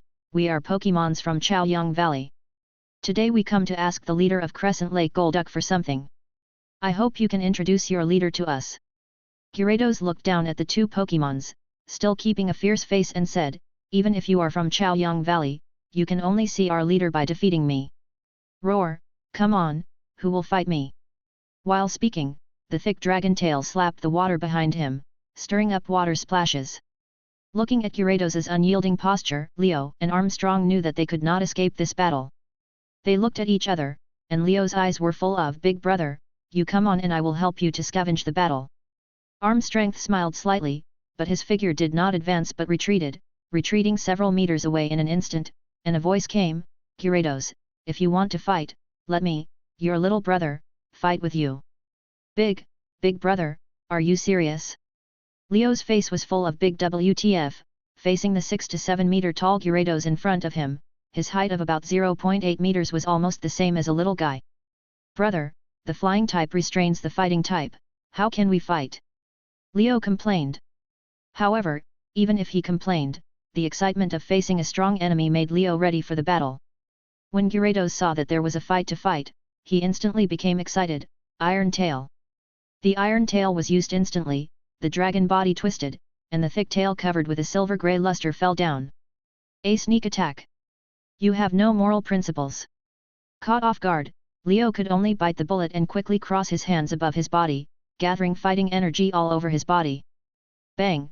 The powerful tail blessed by steel energy hit Leo heavily. Leo groaned, his hands were numb from the shock, and the huge force even made his whole Pokémon sink under his feet. But Leo didn't take this blow in vain. Iron Tail is a physical attack move, and Leo's double return can return the physical damage received to the opponent in the form of double return. Leo stepped forward, shouted, and hammered Gyarados with his right fist wrapped in mighty energy. Ah! Gyarados roared in pain and his body was hit backwards. After a successful attack, Leo quickly jumped back and distanced himself from Gyarados. "I just took a hit from Iron Tail, and my health is running low. It would be better to keep a distance for the sake of caution." And Leo quickly opened his backpack, took out orange fruit and stuffed it into his mouth. It's not impossible to eat a tree fruit during a battle. Yes. Seeing his health restored to full value, Leo nodded with satisfaction. Ouch! Gyarados stabilized his body, roared, and rushed over with surging water energy. Waterfall. The fierce power of breaking through the waves was enough to make the Pokémon facing the attack shrink and unable to dodge. However, Leo's characteristic is mental power, a characteristic that will not shrink. With the blessing of the mental power, facing the rushing waterfall move, Leo's mind was calm. Even if this waterfall move is caught with double return, it is not easy to counterattack, so see through. For a moment, time seemed to stand still. The splashes of waterfall, the dust flying in the air, the fierce expression on Gyarados' face, everything became so clear in Leo's eyes. Even the moves themselves became traceable. This is a gap. Leo's eyes flashed, and he twisted his body to avoid Gyarados' waterfall. Then his claws also gathered silver-grey energy, forming two sharp claws, and slashed towards Gyarados. Gyarados was still rushing forward by inertia. Seeing that Leo's steel claws were about to hit him, he could only twist his body and roll to avoid Leo's metal claws. Roar, damn boy, you made me angry. Seeing his own miserable appearance, Gyarados' face flushed with anger, his eyes searched with a hint of deep red ferocity, his dragon body began to swing restlessly, and a terrifying energy rose up. Feeling the fierce breath in front of him, Leo had difficulty breathing for a while, and swallowed hard. This can't be the super strong move, reverse scale. The blood in Gyarados' eyes was about to fill up, and his momentum began to reach the peak. The arm strength on the side was originally watching the excitement with a smile, and seeing this scene, he also stepped forward to protect Leo behind him, with a serious look. Roar! Gyarados roared violently to the sky, and when he was about to launch an attack on the opponent in front of him, a comfortable and beautiful song came over. La, la la la. Chapter 20. This gentle singing voice seemed to have an irresistible magic. The originally furious Gyarados calmed down slowly after hearing the singing voice, and the bloodshot eyes slowly faded. A hazy sleepiness surged over the three Pokémons on the field, bringing them to sleep. Before falling asleep, Leo heard a gentle voice in a daze. "Ah, I accidentally put them all to sleep. Forget it, let them rest for a while." Swish, swish, swish. In his sleep, Leo felt like he was floating on the water, rising and falling with the waves. Water, on the water? Ah! Leo woke up instantly and sat up. He saw that he was sitting on the back of a plesiosaur like Lapras. Lapras was swimming in the water while chatting happily with the arm force beside Leo. And the Gyarados that had fought with him disappeared. "Our leader is waiting in front, please sit tight." Noticing Leo's awakening, Laplace stopped talking to Armstrong and swam towards the huge rock in the center of the lake at a faster speed. With Laplace's extremely fast forward speed, Leo and his team still took some time to get close to the center of Crescent Lake. The huge rock standing in the lake was only 1 meter above the water surface. The whole rock was washed into a crystal blue-black color by the water flow. The cross-section above was extremely spacious. Even if the Pokémon stood in a circle, there was still a lot of space left. In the middle of the Pokémons, a duck-shaped Pokémon sitting firmly on the rock protrusion closed his eyes at this time. His momentum was as broad as this calm crescent lake. The red gem on his forehead reflected dazzling light in the sun. It was the leader of the water Pokémons in Crescent Lake, Goddard Duck. Leo carefully climbed up the smooth rock from Laplace's shell while quietly opening the illustration to observe. Illustrated Guide. Encounter Progress, 26/50. Battle Progress, 9/10. Real-time Analysis. Pokémon, Leader, Golduck, Male. Level, LV33. Attribute, Water. Features, free and easy swimming, speed increases in rainy weather. Leader, Crescent Lake. When the Pokémons of Crescent Lake gather around Golduck, the power of water-based moves can be greatly increased. Moves, Predict the Future, LV4, Mental Power, LV4, Meditation, LV4, Surfing, LV2, Water Waves, LV2, Immobilization, LV1, Ice Beam, LV1. 3 LV4 moves. It has one more high-level move than the previously surveyed Squirtle Boss and Snorlax Leader, and all of them are psychic-related moves. On the contrary, Golduck's own water-based moves are inferior in terms of move level. This move set is so different? Leo secretly smacked his lips. In his memory, although Golduck is a pure water-attributed Pokémon, it can also learn a lot of psychic-related moves, and the special attack data in Golduck's original racial attribute values is indeed better than other data, so it is expected that it can master these psychic skills skillfully. Perhaps he noticed something, and the leader of Golduck frowned slightly, opened his eyes and looked in Leo's direction. Could it be that he noticed that I was peeking at their data? Leo felt the scrutiny of the leader of Golduck, and immediately pretended to be calm and hid the light curtain in front of him. The leader of Golduck felt it silently for a while, but did not find anything unusual. He may also think that he had an illusion, so he ignored the strange feeling just now. "Leader, the guests from Chaoyang Valley have been brought here." Laplace waited until Leo and Armstrong climbed onto the rock from their back shells, nodded slightly, swam to the side and waited quietly. Armstrong's expression became serious, and just as he was about to speak, the slightly low voice of the Golduck leader suddenly sounded. "I already know your purpose. Do you have any clues now?" "No, not really. To be honest, we are also very confused. With the relationship between our valley and Snorlax, there is no contradiction that will cause a conflict. And Snorlax's state that day was quite strange, it was like a beast without reason. In addition, our Squirtle leader also said that the same situation occurred in the Pidgeot tribe, and it seems that this abnormal situation has spread in the forest again," Armstrong said. At that time, it was found that the state of the Pidgeot tribe was the same as that of the Snorlax leader that day, with red eyes and scarlet energy all over the body. This energy is very powerful and can even greatly enhance the power of Pokémon's strength. And these Pokémon that are in abnormal states have one thing in common, that is, they all become very irritable and will attack Pokémon within the attack range regardless of friend or foe. Leo also described his observations in detail. Wrist Strength continued his words. Yes, so after repelling Snorlax, our leader ordered us to go out and investigate this abnormal incident. And the purpose of our coming to Crescent Lake is to ask you to cast Predict the Future, hoping to obtain relevant clues. Leo was a little surprised. He never expected that the purpose of coming to Crescent Lake was for Golduck's move Predict the Future. Predict the Future is just an ordinary psychic attack move in the game.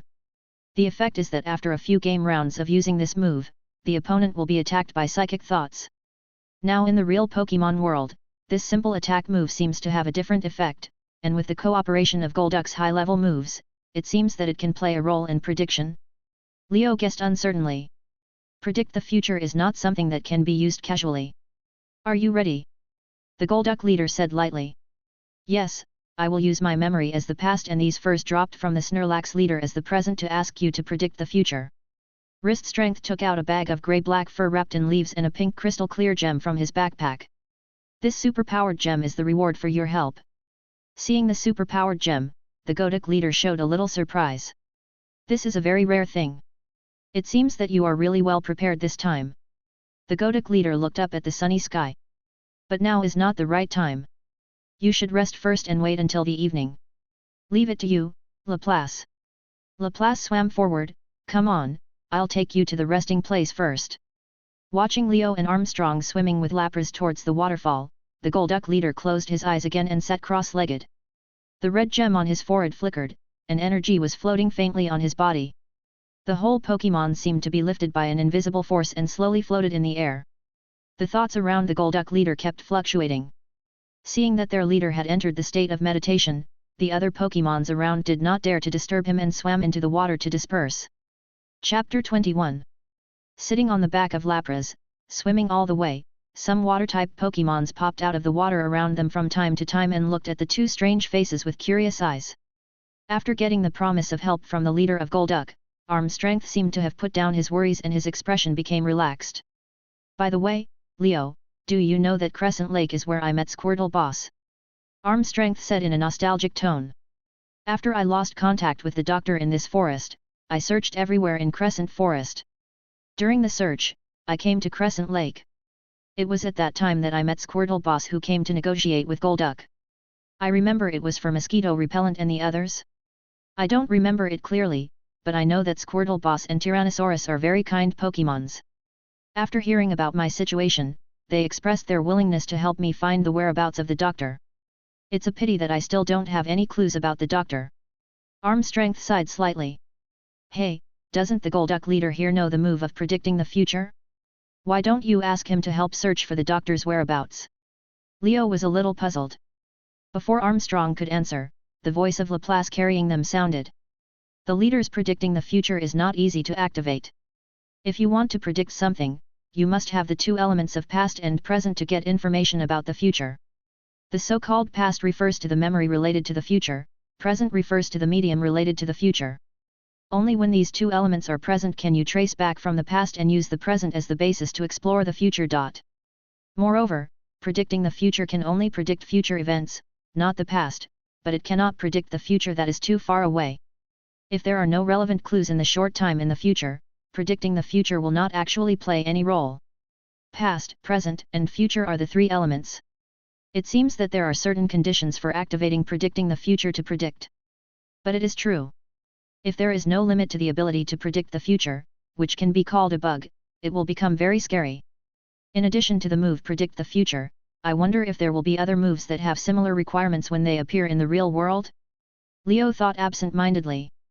The arm force beside him recalled the past and thought about it, while Laplace also swam attentively, and fell into a silent atmosphere for a while. Hwalala! Laplace carried Leo and the arm force and gradually approached the waterfall on the side of the Crescent Lake. The closer you look, the more you can feel the spectacular sight of the waterfall falling 3,000 miles. The water flows down from the high cliff like a bead curtain hanging upside down. When it encounters the protruding part of the cliff, it splashes water. The rushing waterfall converges into the quiet and bottomless lake, and the misty water mist is diffused. Hey, what is that? In the waterfall flow from top to bottom, a touch of golden light that keeps swimming attracted Leo's attention. A group of water Pokémons swam to Leo's side and said in a mocking tone. Don't mind it, this is the shame of our Crescent Lake. Yes, other Magikarp can evolve, but he is a waste and always wants to become stronger through training. He is so weak, why not find a place to stay? Look, he has such a hard time swimming across the waterfall, so pitiful, ha ha ha. He thought he was great just because he had a golden appearance. The Pokémons laughed while swimming upstream along the waterfall in a relaxed manner. When passing by the golden light, they deliberately splashed water to mock him. Waste, let's see if you can catch up with me. Impossible, look at his pitiful appearance, it's good if he doesn't fall. There are also a few excessive Pokémons who disturb the water flow as if they are doing something bad, so that the Pokémon flashing with golden light can no longer maintain the stability of the swimming posture, and is washed down into the lake by the rapid waterfall flow.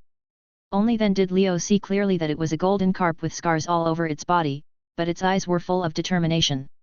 Although the golden carp fell back into the lake, it didn't care. It swung its tail again and tried to swim upward against the waterfall again. After playing tricks on the golden carp, the Pokémons felt a little bored and left with a smile.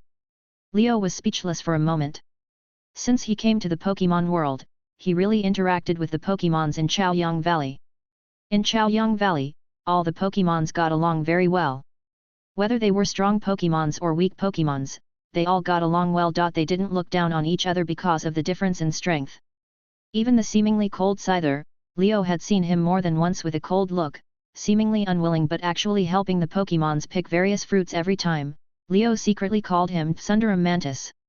The scene in front of him made him deeply realize that the bad habits of isolating the different and despising the weak also exist among the Pokémons. Don't you care about this? Leo couldn't help asking. Laplace said calmly, the law of the jungle is the rule of nature, and being weak is wrong. But... okay. Arm strength signaled Leo with his eyes, stopping Leo's questioning. It seems that Chaoyang Valley is indeed a different existence. For some reason, Leo thought of the unevolved Squirtle boss. Laplace didn't care and continued to swim. After a while. You two, we've arrived. Please take a rest first. I'll come pick you up after the leader is ready. Laplace stopped in front of the waterfall and mobilized his energy. The waterfall was like being pushed apart by his hand, and it split into two sides, revealing a spacious and clean cave inside. Leo put aside the matter of the Golden Carp King, and saw the familiar scene in front of him, and couldn't help laughing. Aha, is this the water curtain cave in Huiguo Mountain? What water? What mountain and what cave? Wrist Strength asked puzzledly. No, nothing.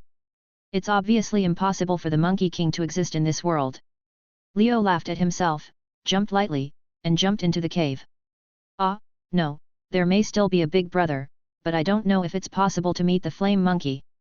If I really meet him, do I need to prepare a golden hoop for him? Leo laughed at himself as he thought about it. Wrist Strength looked at the silly smile of the little brother beside him, and was puzzled. Brother, didn't Gyarados smash your head before? Armstrong asked worriedly. It's okay, don't worry about these details. Waving his hand to indicate that he was fine, Leo found a clean place to sit down. Taking out some tree fruits from the backpack, the two Pokémons ate the tree fruits while resting. The sky began to darken as time passed. Since there was no obstruction in the Crescent Lake, the bright moonlight could be fully sprinkled, and the waves on the lake surface were shimmering. Shoo-la-la! Amid the sound of surging water, Leo and Armstrong, who were picked up by Laplace, stood on the huge rock and looked at the Golduck leader who was sitting cross-legged. Okay, let's start. The Golduck leader said calmly. As soon as he finished speaking, the round red gem on his forehead shone brightly in the dark night, and waves of energy that made the air vibrate spread out. Suddenly, two pink beams of light shot out from the Gotha duck leader, linking the wrist strength and the fur package placed beside.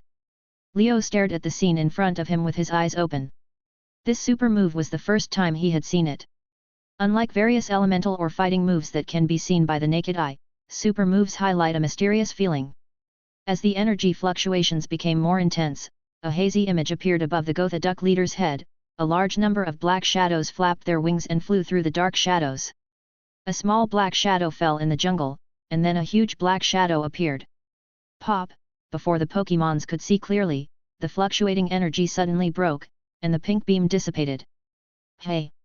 At the moment when the energy dissipated, Leo discovered that a faint blue fluctuation came from the Gotha duck leader, but it lasted for a short time, making him think he was hallucinating. After finishing the predict the future move, the Golduck leader opened his eyes and said, "The clue is in the predicted future. Go ahead and continue your investigation."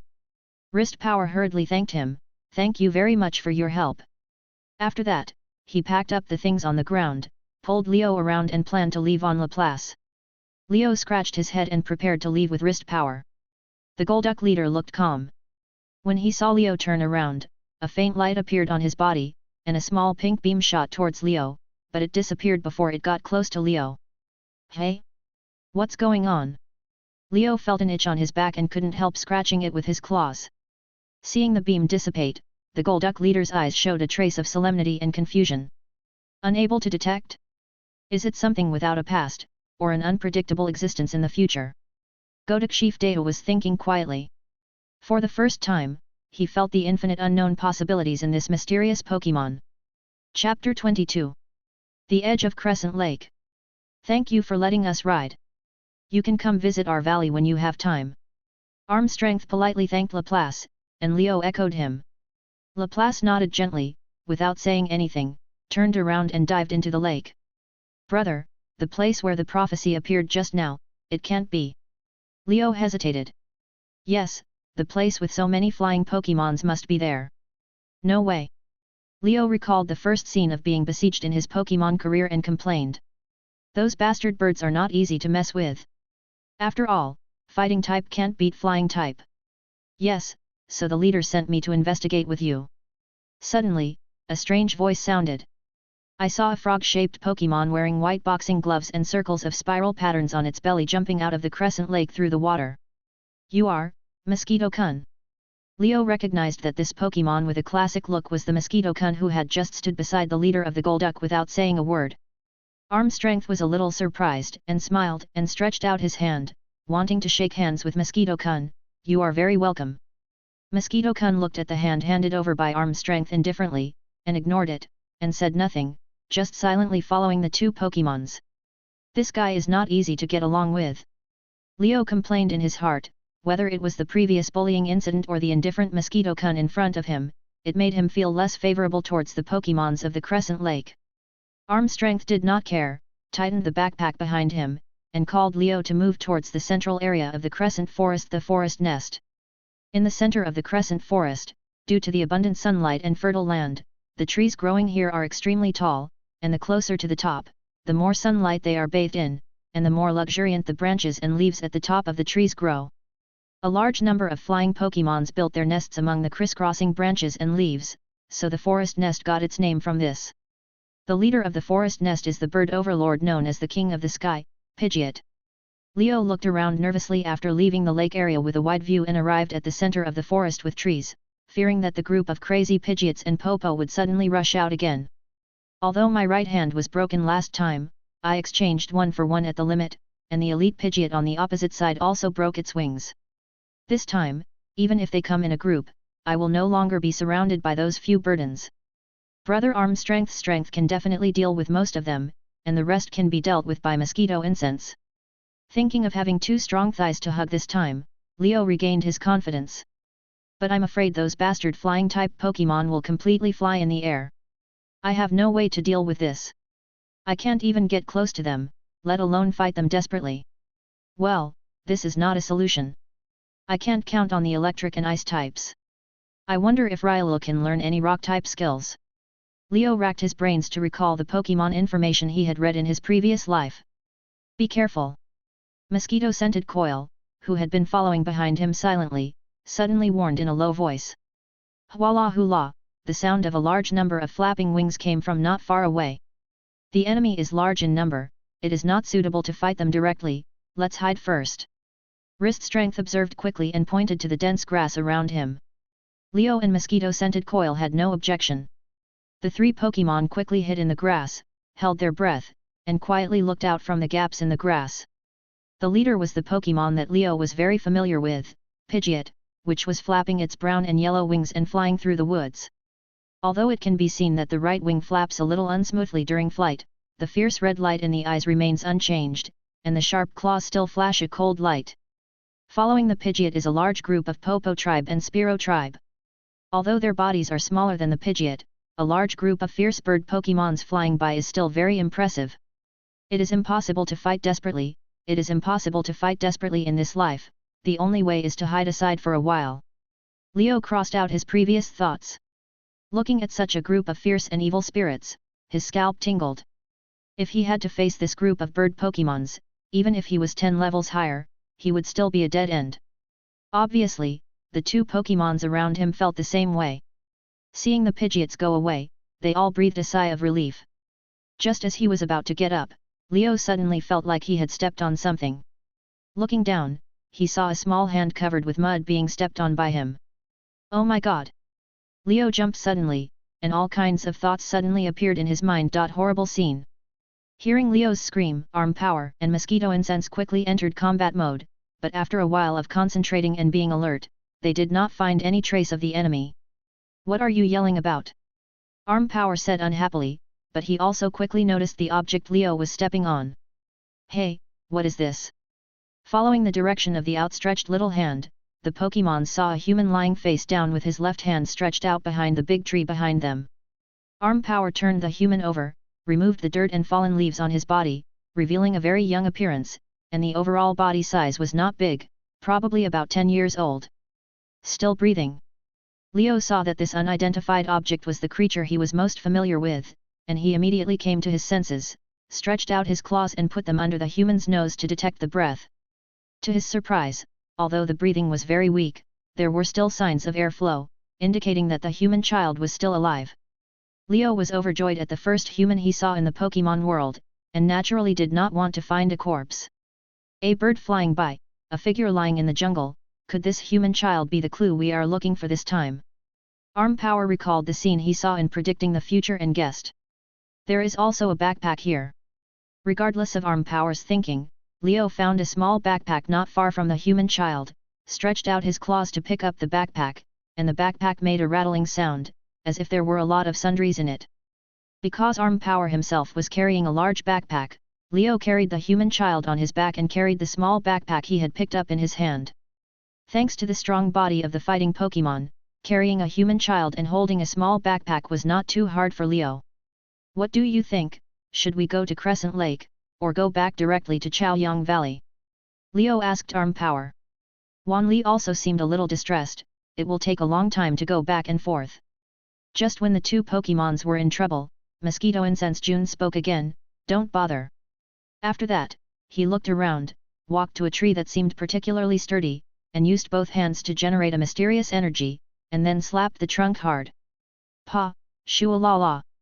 This slap shook off a lot of leaves on the tree, but surprisingly, a wooden ladder was incredibly hanging down from the tree. Ah, this is it. Shocked, Leo instantly remembered a skill, secret power, which can create a secret base in special trees, bushes, and caves in a non-combat state. Mosquito Incense June calmly took the small backpack from Leo and climbed up the wooden ladder.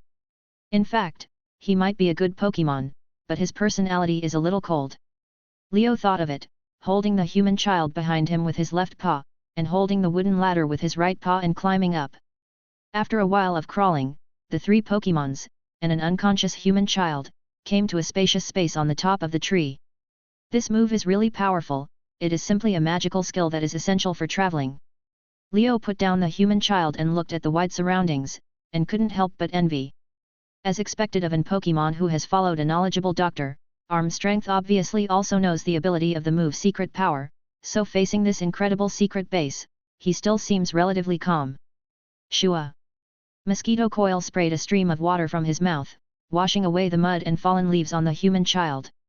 After being cleaned, the human child had short black hair, which was soft and stuck to his face after being washed by the water. He was wearing a set of sportswear and sneakers. Perhaps it was stimulated by the water flow, and his eyes that were originally closed trembled for a while and slowly opened. Suddenly waking up, he saw a humanoid Pokémon with 3 tiles on its head, a frog-shaped Pokémon with a round body and spiral patterns on its belly, and a blue-black puppy-shaped Pokémon with slender limbs staring at him. The human child was stunned. Just like that, a human cub and 3 Pokémon stared at each other. Then, the human child shouted happily. Even Leo, who was a human in his previous life, was confused. This didn't match any language in his previous life. Could this be the human language of this world? As if he remembered something, Wan Li slapped his head and quickly took something out of the backpack behind him. The human child also understood that the 3 Pokémons in front of him didn't understand what he was saying, and kept gesturing with his hands, trying to use body language to help him express himself. The dancing movements and the chattering made Leo even more confused. At this time, Wan Li finally took out an item like a headset from his backpack, put it on the human child's head, and adjusted it. The human child fiddled with it curiously, as if he understood something, with a happy look on his face, and opened his mouth to speak. The Pokémons finally heard a young and energetic voice. Pokémons, hello, I am Takuma. In the sky above the secret tree house, a black shadow with wings spread out was slowly descending. Chapter 23. In that mysterious building. The building was no longer what it used to be. The researchers who were seen everywhere in the building were nowhere to be seen, and the mysterious people wearing black cloaks who were guarding the exits were no longer in their positions. There was only a thin figure left on the wide first floor of the building, holding a spherical object covered by black smoke. It will be mine soon. The thin figure was wearing a cloak, and his face under the hood was pale, but the black light that passed through his eyes was chilling. He dragged his feet and walked to the top floor of the building. What was left behind were piles of black dust that looked like human figures scattered on the ground, which dissipated when the wind blew into the building. There was only a dead silence in the building. Back to the treehouse surrounded by green vines. A human boy and 3 Pokémons. Hello, I'm Leo, my Pokémon race is Railu, this is Armstrong and Mosquito. Leo introduced the human child in front of him after hearing that he could communicate. Wow, what kind of Pokémon is Railu? I haven't seen it on my computer at home. The human child Takuma was extremely interested in Leo, a strange Pokémon, and asked excitedly. Without waiting for Leo to answer, he pointed to the headset on his head and asked Armstrong questions non-stop. Hello, Armstrong, is this a language translator? Does it collect the waves generated when speaking through the components inside, and then convert them into a language that humans or Pokémons can understand through the converter? How wide is its frequency range? Can the upper and lower limits of the threshold be customized? The rapid-fire questions made Leo's head hurt. It was just these professional questions that aroused Armstrong's interest. He squatted down and started a detailed question and answer with Takuma, who was sitting on the ground, not caring at all that the human in front of him was just a child. Leo, who was dizzy, glanced at the silent Mosquito, only to see that the latter had already walked aside and sat with his eyes closed to rest. After patiently listening to the discussion between Armstrong and Takuma for a while, Leo couldn't help but interrupt them.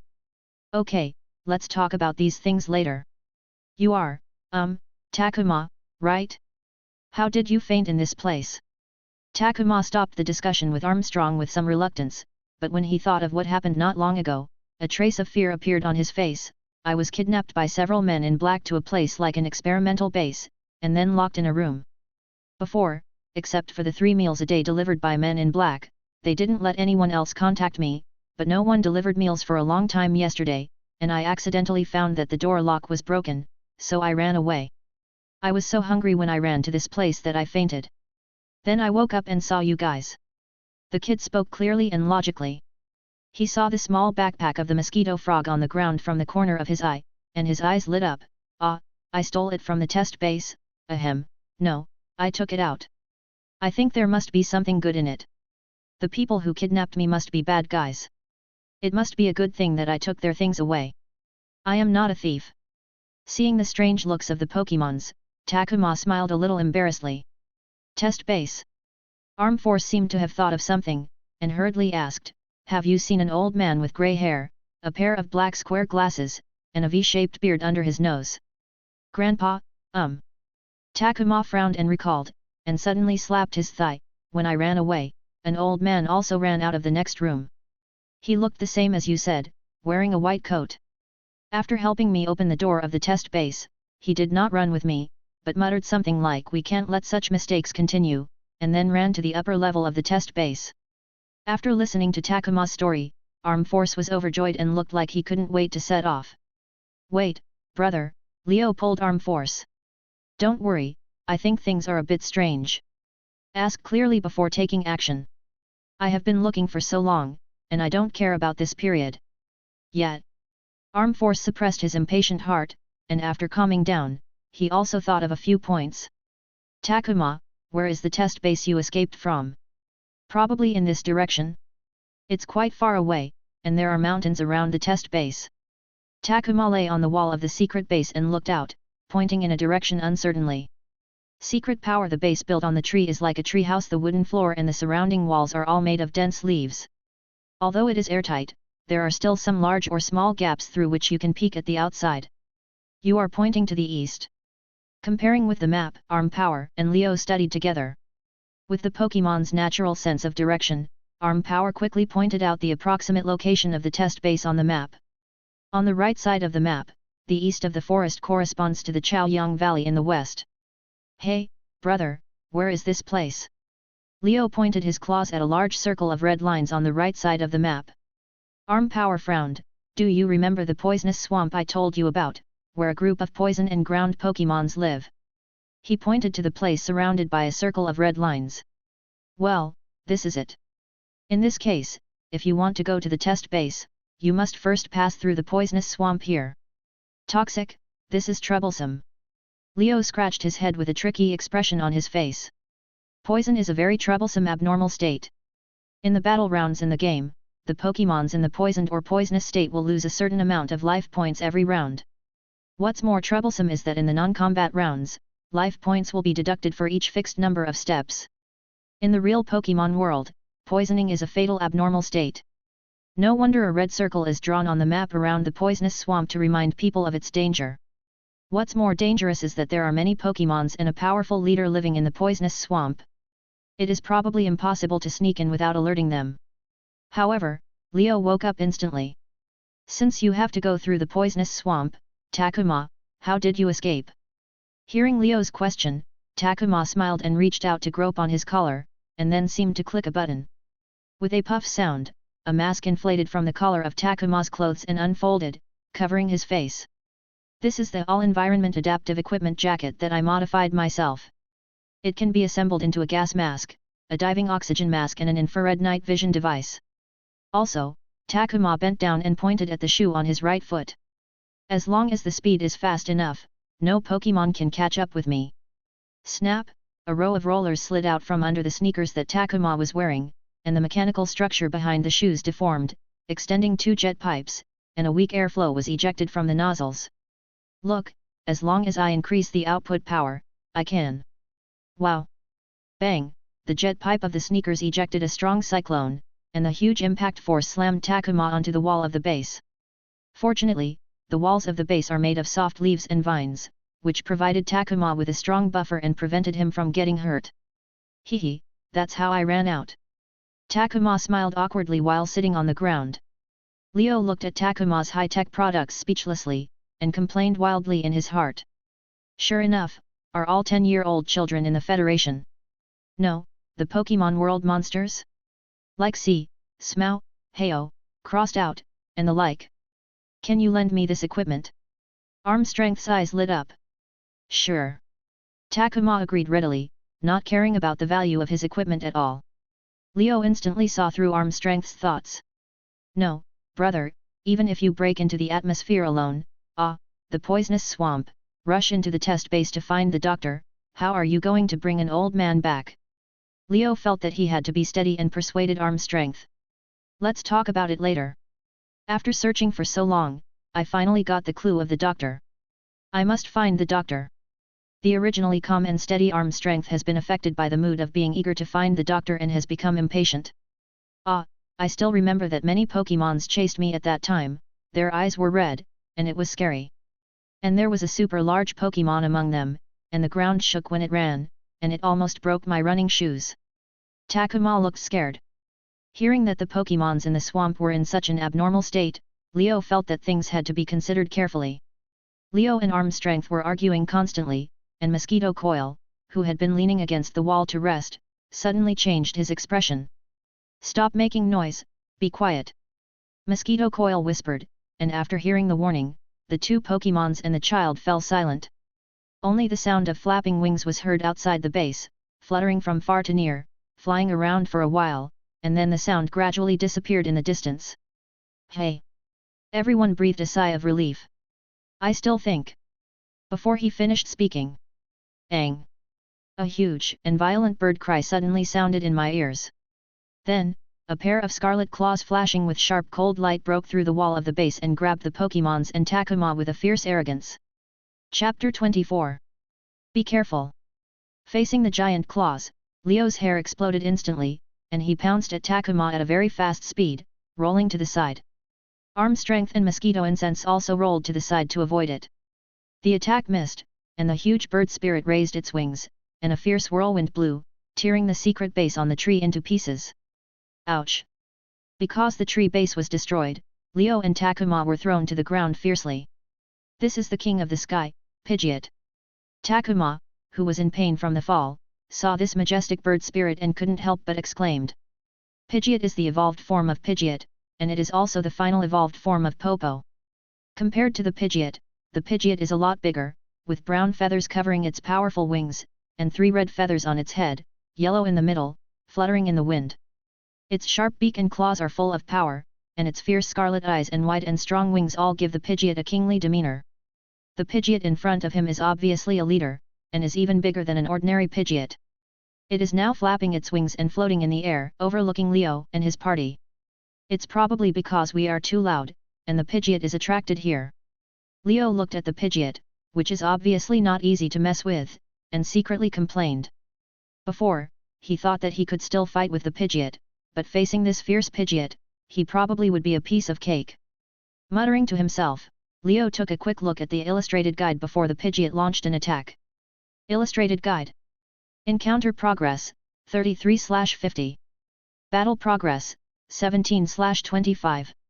Real-time analysis.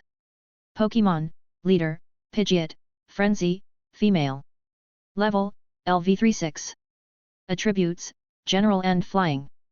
Features, Sharp Eyes, hit rate in battle will not change due to any changes. Leader, Sky Nest, leads the flying Pokémon of Sky Nest, and moves faster when the tribe Pokémon is present. Moves, Lightning Flash, LV4, High Speed Movement, LV4, Tornado, LV3, Steel Wings, LV3, Sand Swipe, LV2, Feather Dance, LV2, Fly, LV1. LV36, the same level as Squirtle Boss, and the only 2 Pokémon of the highest level Leo has seen. Moreover, looking at the move list, although it has fewer moves than Squirtle, its level is not inferior, and the range of its move effects is very wide, whether it is the attack moves Lightning Flash, Tornado, Steel Wings and Fly, the harassment moves Sand Swing and Feather Dance, or even the high-speed movement that enhances its own speed. It is estimated that in its heyday, Squirtle and Pidgeot will be evenly matched in a battle. More importantly, Pidgeot can fly. As long as Pidgeot is far enough away in the sky, there is no move that can restrain flying Pokémon, and it can only watch the other party soar in the sky. Be careful, this Pidgeot is exactly the same as the previous Snorlax leader, both are in the frenzy state. Seeing the suffix following Pidgeot leader in the light curtain, Leo did not hesitate to warn the cautious and alert arm strength and mosquito-scented king. Perhaps stimulated by Leo's shout, the frenzied Pidgeot leader's eyes flashed with a fierce light, and the scarlet energy on his body burned like hot oil cooking fire. The whole bird dived quickly, and rushed over with a flash of lightning. The speed was so fast that the fierce flames in his eyes left a trail of afterimages in the air. Why are you coming for me? Leo looked at the Pidgeot swooping down, his face changed drastically, and he pushed Takuma away with one claw. See-through. Subconsciously using the see-through move, Leo's eyes were slowed down instantly. He could clearly see the feathers on the head of the Pidgeot stretched backwards against the wind, and the flight trajectory of the impact. Leo slowly dodged sideways along the impact trajectory of the Pidgeot's lightning flash move, and his left foot was about to kick hard and leap to the right and back. Time returned to normal flow. Ah! He was only halfway through the action when he was swept by the strong aftermath. The air blades scratched countless tiny scars on Leo's body, causing him to scream miserably. After all, slowing down time is just an illusion. The move see-through only allows Leo to clearly see the trajectory of the enemy's attack. Even if he has preset how to dodge, whether he can dodge in the end still depends on Leo's body reflexes. The speed of lightning flash performed by Pidgeot was so fast that Leo's body was completely unable to react. Leo was blown back and fell to the ground. He felt the blood surging in his chest, and couldn't help but spurt out a mouthful of blood. The strength of the moves brought by the level difference of more than 20 levels made Leo suffer a great loss. Fortunately, it didn't hit directly, otherwise it would have been killed instantly. Leo's drowsy head still had a trace of fear. If he was hit directly by this move Lightning Flash, Leo would probably have to meet Pluto Dragon now. Giratina, although I am called Pluto Dragon, I am not the real Pluto. Brother. Seeing Leo vomiting blood, the wrist force on the side showed a worried and nervous expression on his face, but he didn't care about the injured Leo, because the remaining strength of the big bird once again rushed towards the wrist force with strong energy. Ha! Break the tile! He clenched his left fist to his waist, raised his right hand high into a knife-shaped hand, lowered his center of gravity and stood in a horse stance, holding his breath and staring at the lightning-like figure of the big bird. Just when the big bird was about to charge, he gathered a surge of brown-red fighting energy in his right palm, and chopped it down heavily at the big bird like a sharp knife. The palm knife cut through the air, and bursts of explosions were heard. Boom! The big bird and the wrist force that was ready for battle collided violently, and the collision of energy and energy exploded directly in the air, causing the branches and dust around to fly everywhere. The two sides were evenly matched and deadlocked, the scarlet fierce energy and the brown-red fighting energy entangled and bit each other, exuding waves of oppressive power. Crack, crack, the huge recoil even tore the ground under the wrist force's feet into cracks. Water gun.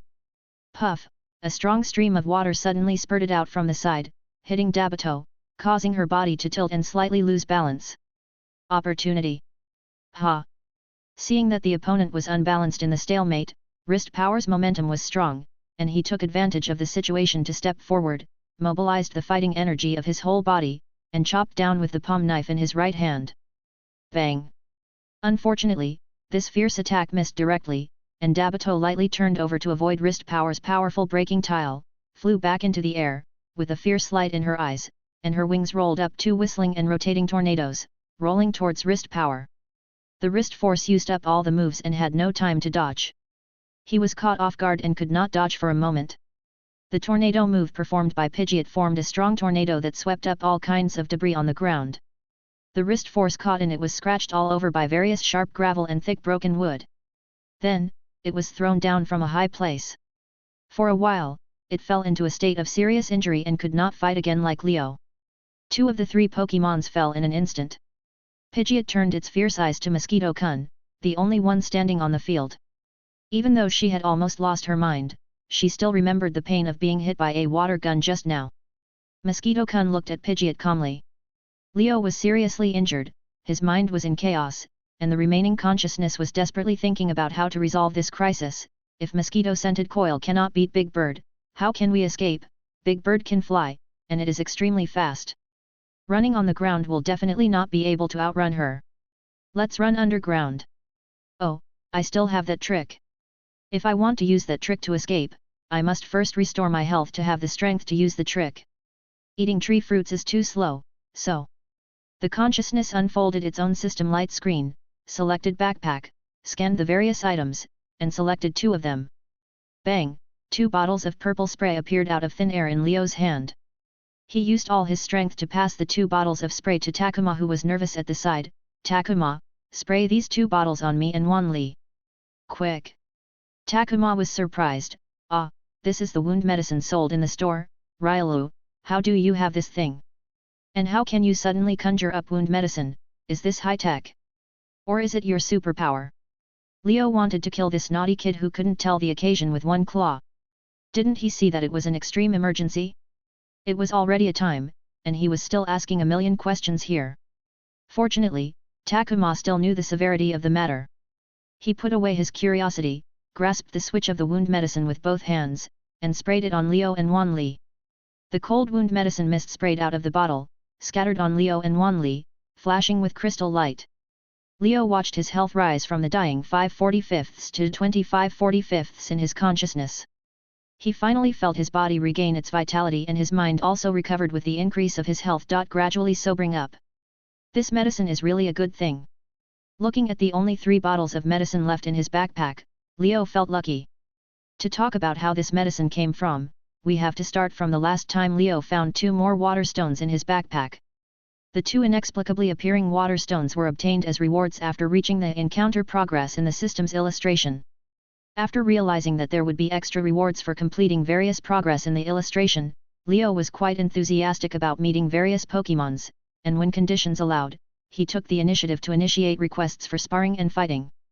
As he shamelessly pestered the Pokémons in Chaoyang Valley to spar, the encounter progress and battle progress of the illustration also reached a certain level, and these 5 bottles of medicine came from the rewards for completing the first level of battle progress.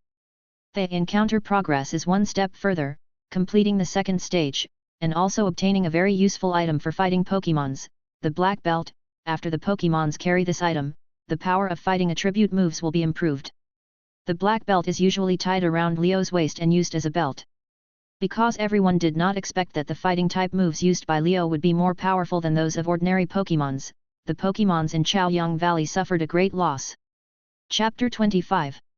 While Leo and Armstrong were receiving treatment for their wounds, the confrontation between Mosquito and Big Bird continued. The breeze that passed through the forest shook the branches and leaves of the surrounding trees, making a swish-swish sound. In this solemn atmosphere, Big Bird was the first to be unable to suppress his manic heart, and spread his wings with a layer of silver-white steel light and slashed at Mosquito. The surrounding trees had long been broken by the fierce collision before. Big Bird, who had no obstacles in the attack route, was extremely fast and arrived in front of Mosquito in a blink of an eye. Water Gun. The signature move of the water Pokémon appeared again, and a thick stream of water sprayed out of Mosquito's mouth. Splash! Big Bird turned sideways and cut the water column with its steel wings, still maintaining the posture of impact. Mosquito was not moved at all, and one water column after another sprayed at Big Bird. When Dababird saw another jet of water, a trace of impatience flashed across his ferocious face. He continued to use steel wings to cut through the water, allowing the dispersed water to soak the ground. The water-based moves were easily cracked, and Leo was so anxious that he kept stamping his feet. Knowing that it was a futile attack, Mosquito-kun still used it persistently. The blue light of the water-based energy on Mosquito-kun was visible to the naked eye. It slowly dimmed. Ah! Even if there was no damage, the water from the water gun still soaked Dababird's feathers, making her uncomfortable. Only a scream full of anger was heard, and he raised his extremely hard wings and slashed down. Mosquito-kun! Takuma saw Mosquito-kun bearing this sharp blow, and couldn't help shouting in worry. The dust was dispersed, and Mosquito-kun tensed his whole body and stubbornly withstood the blow of Dababird's steel wings. I managed to take it this time, but what about the next attack from Pidgeot? Leo was also worried. Pidgeot hit the target and flew up. Seeing that the enemy who had endured his fierce attack was still standing, he became furious. Grey-white steel energy appeared on his wings and he planned to use steel wings again. What should I do? What should I do? What should I do? Leo wanted to help, but he was powerless. Although he had recovered his health a little with the help of the medicine, he felt powerless from deep inside his body.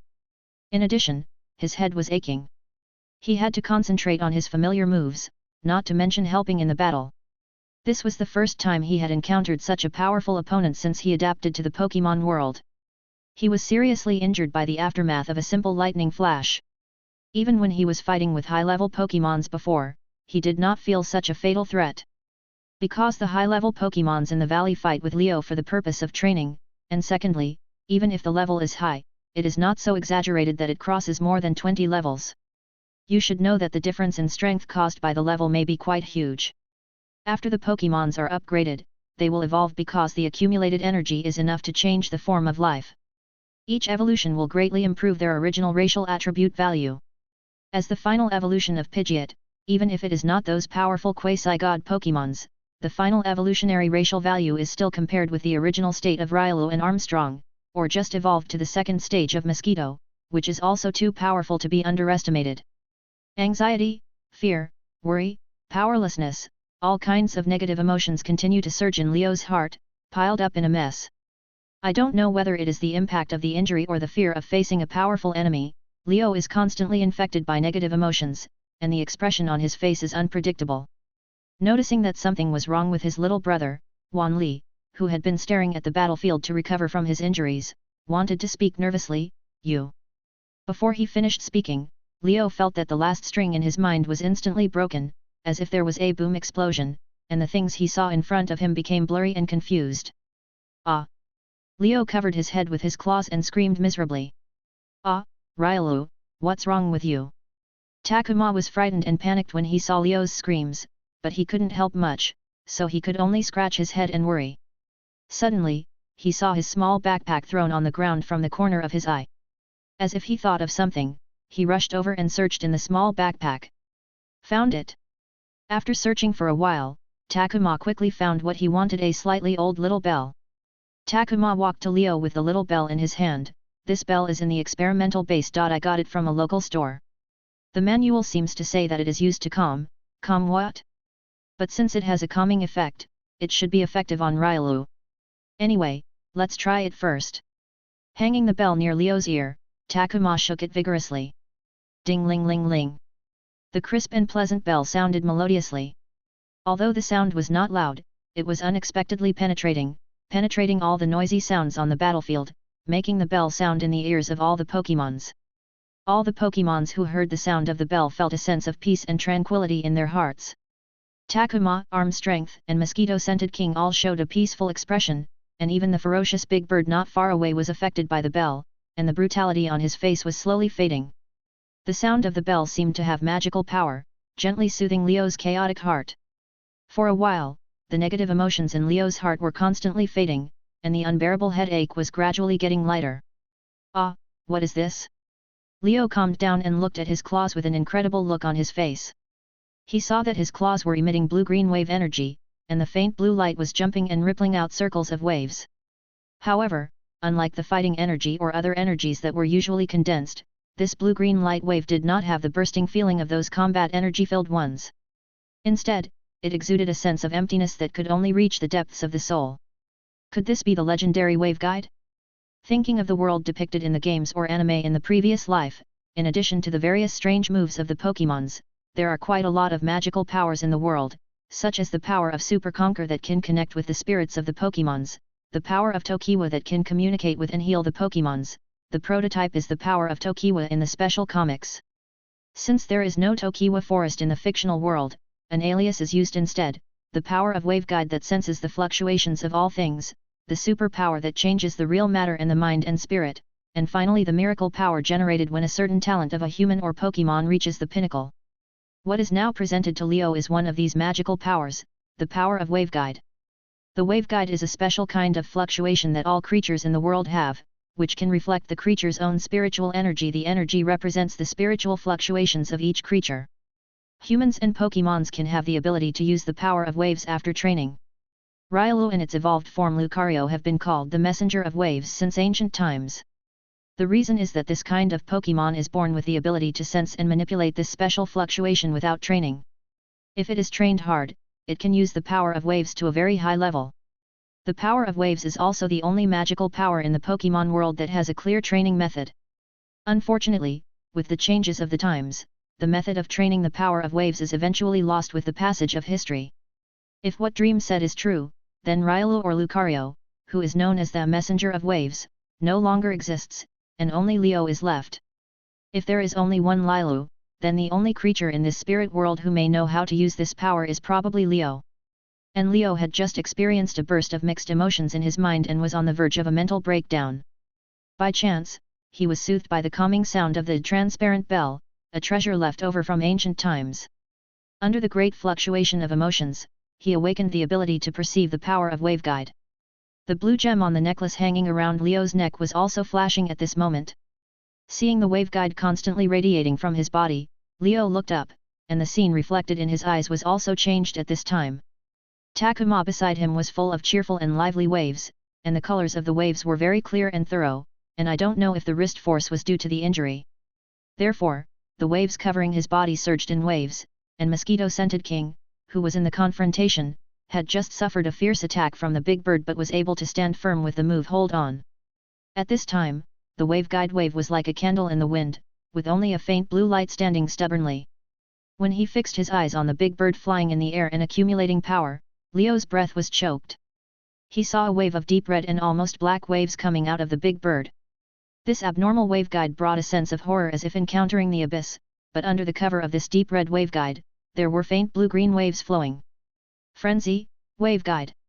Leo vaguely realized something, but it was still like a layer of film between him and his thoughts, unable to make them clear. At this moment, the sound of the bell, the echo, also stopped. Without the peaceful and harmonious bell ringing, the slowly calming expression of the big bird was instantly replaced by a fierce look. In Leo's vision, the deep red waveguide of the big bird also ignited like a raging fire, completely covering the few faint blue-green waveguides. Not good, retreat quickly. Facing another fierce attack from the big bird, the already low-health Mosquito King would definitely not be able to withstand this move. Ouch, damn it! The wound medicine restored the health value, but it could not quickly heal the scars of all sizes on the wrist force and the right hand that was exhausted from the fierce attack. Seeing the crisis scene that Mosquito King was about to suffer a fierce attack, the wrist force gritted his teeth and stood up with a painful body to move forward, wanting to help Mosquito King block it for a while. Ang ang ang! The ferocious bird cry sounded like a battle horn, and the big bird once again stretched out its sharp and hard steel wings and slashed at it like a devastating force.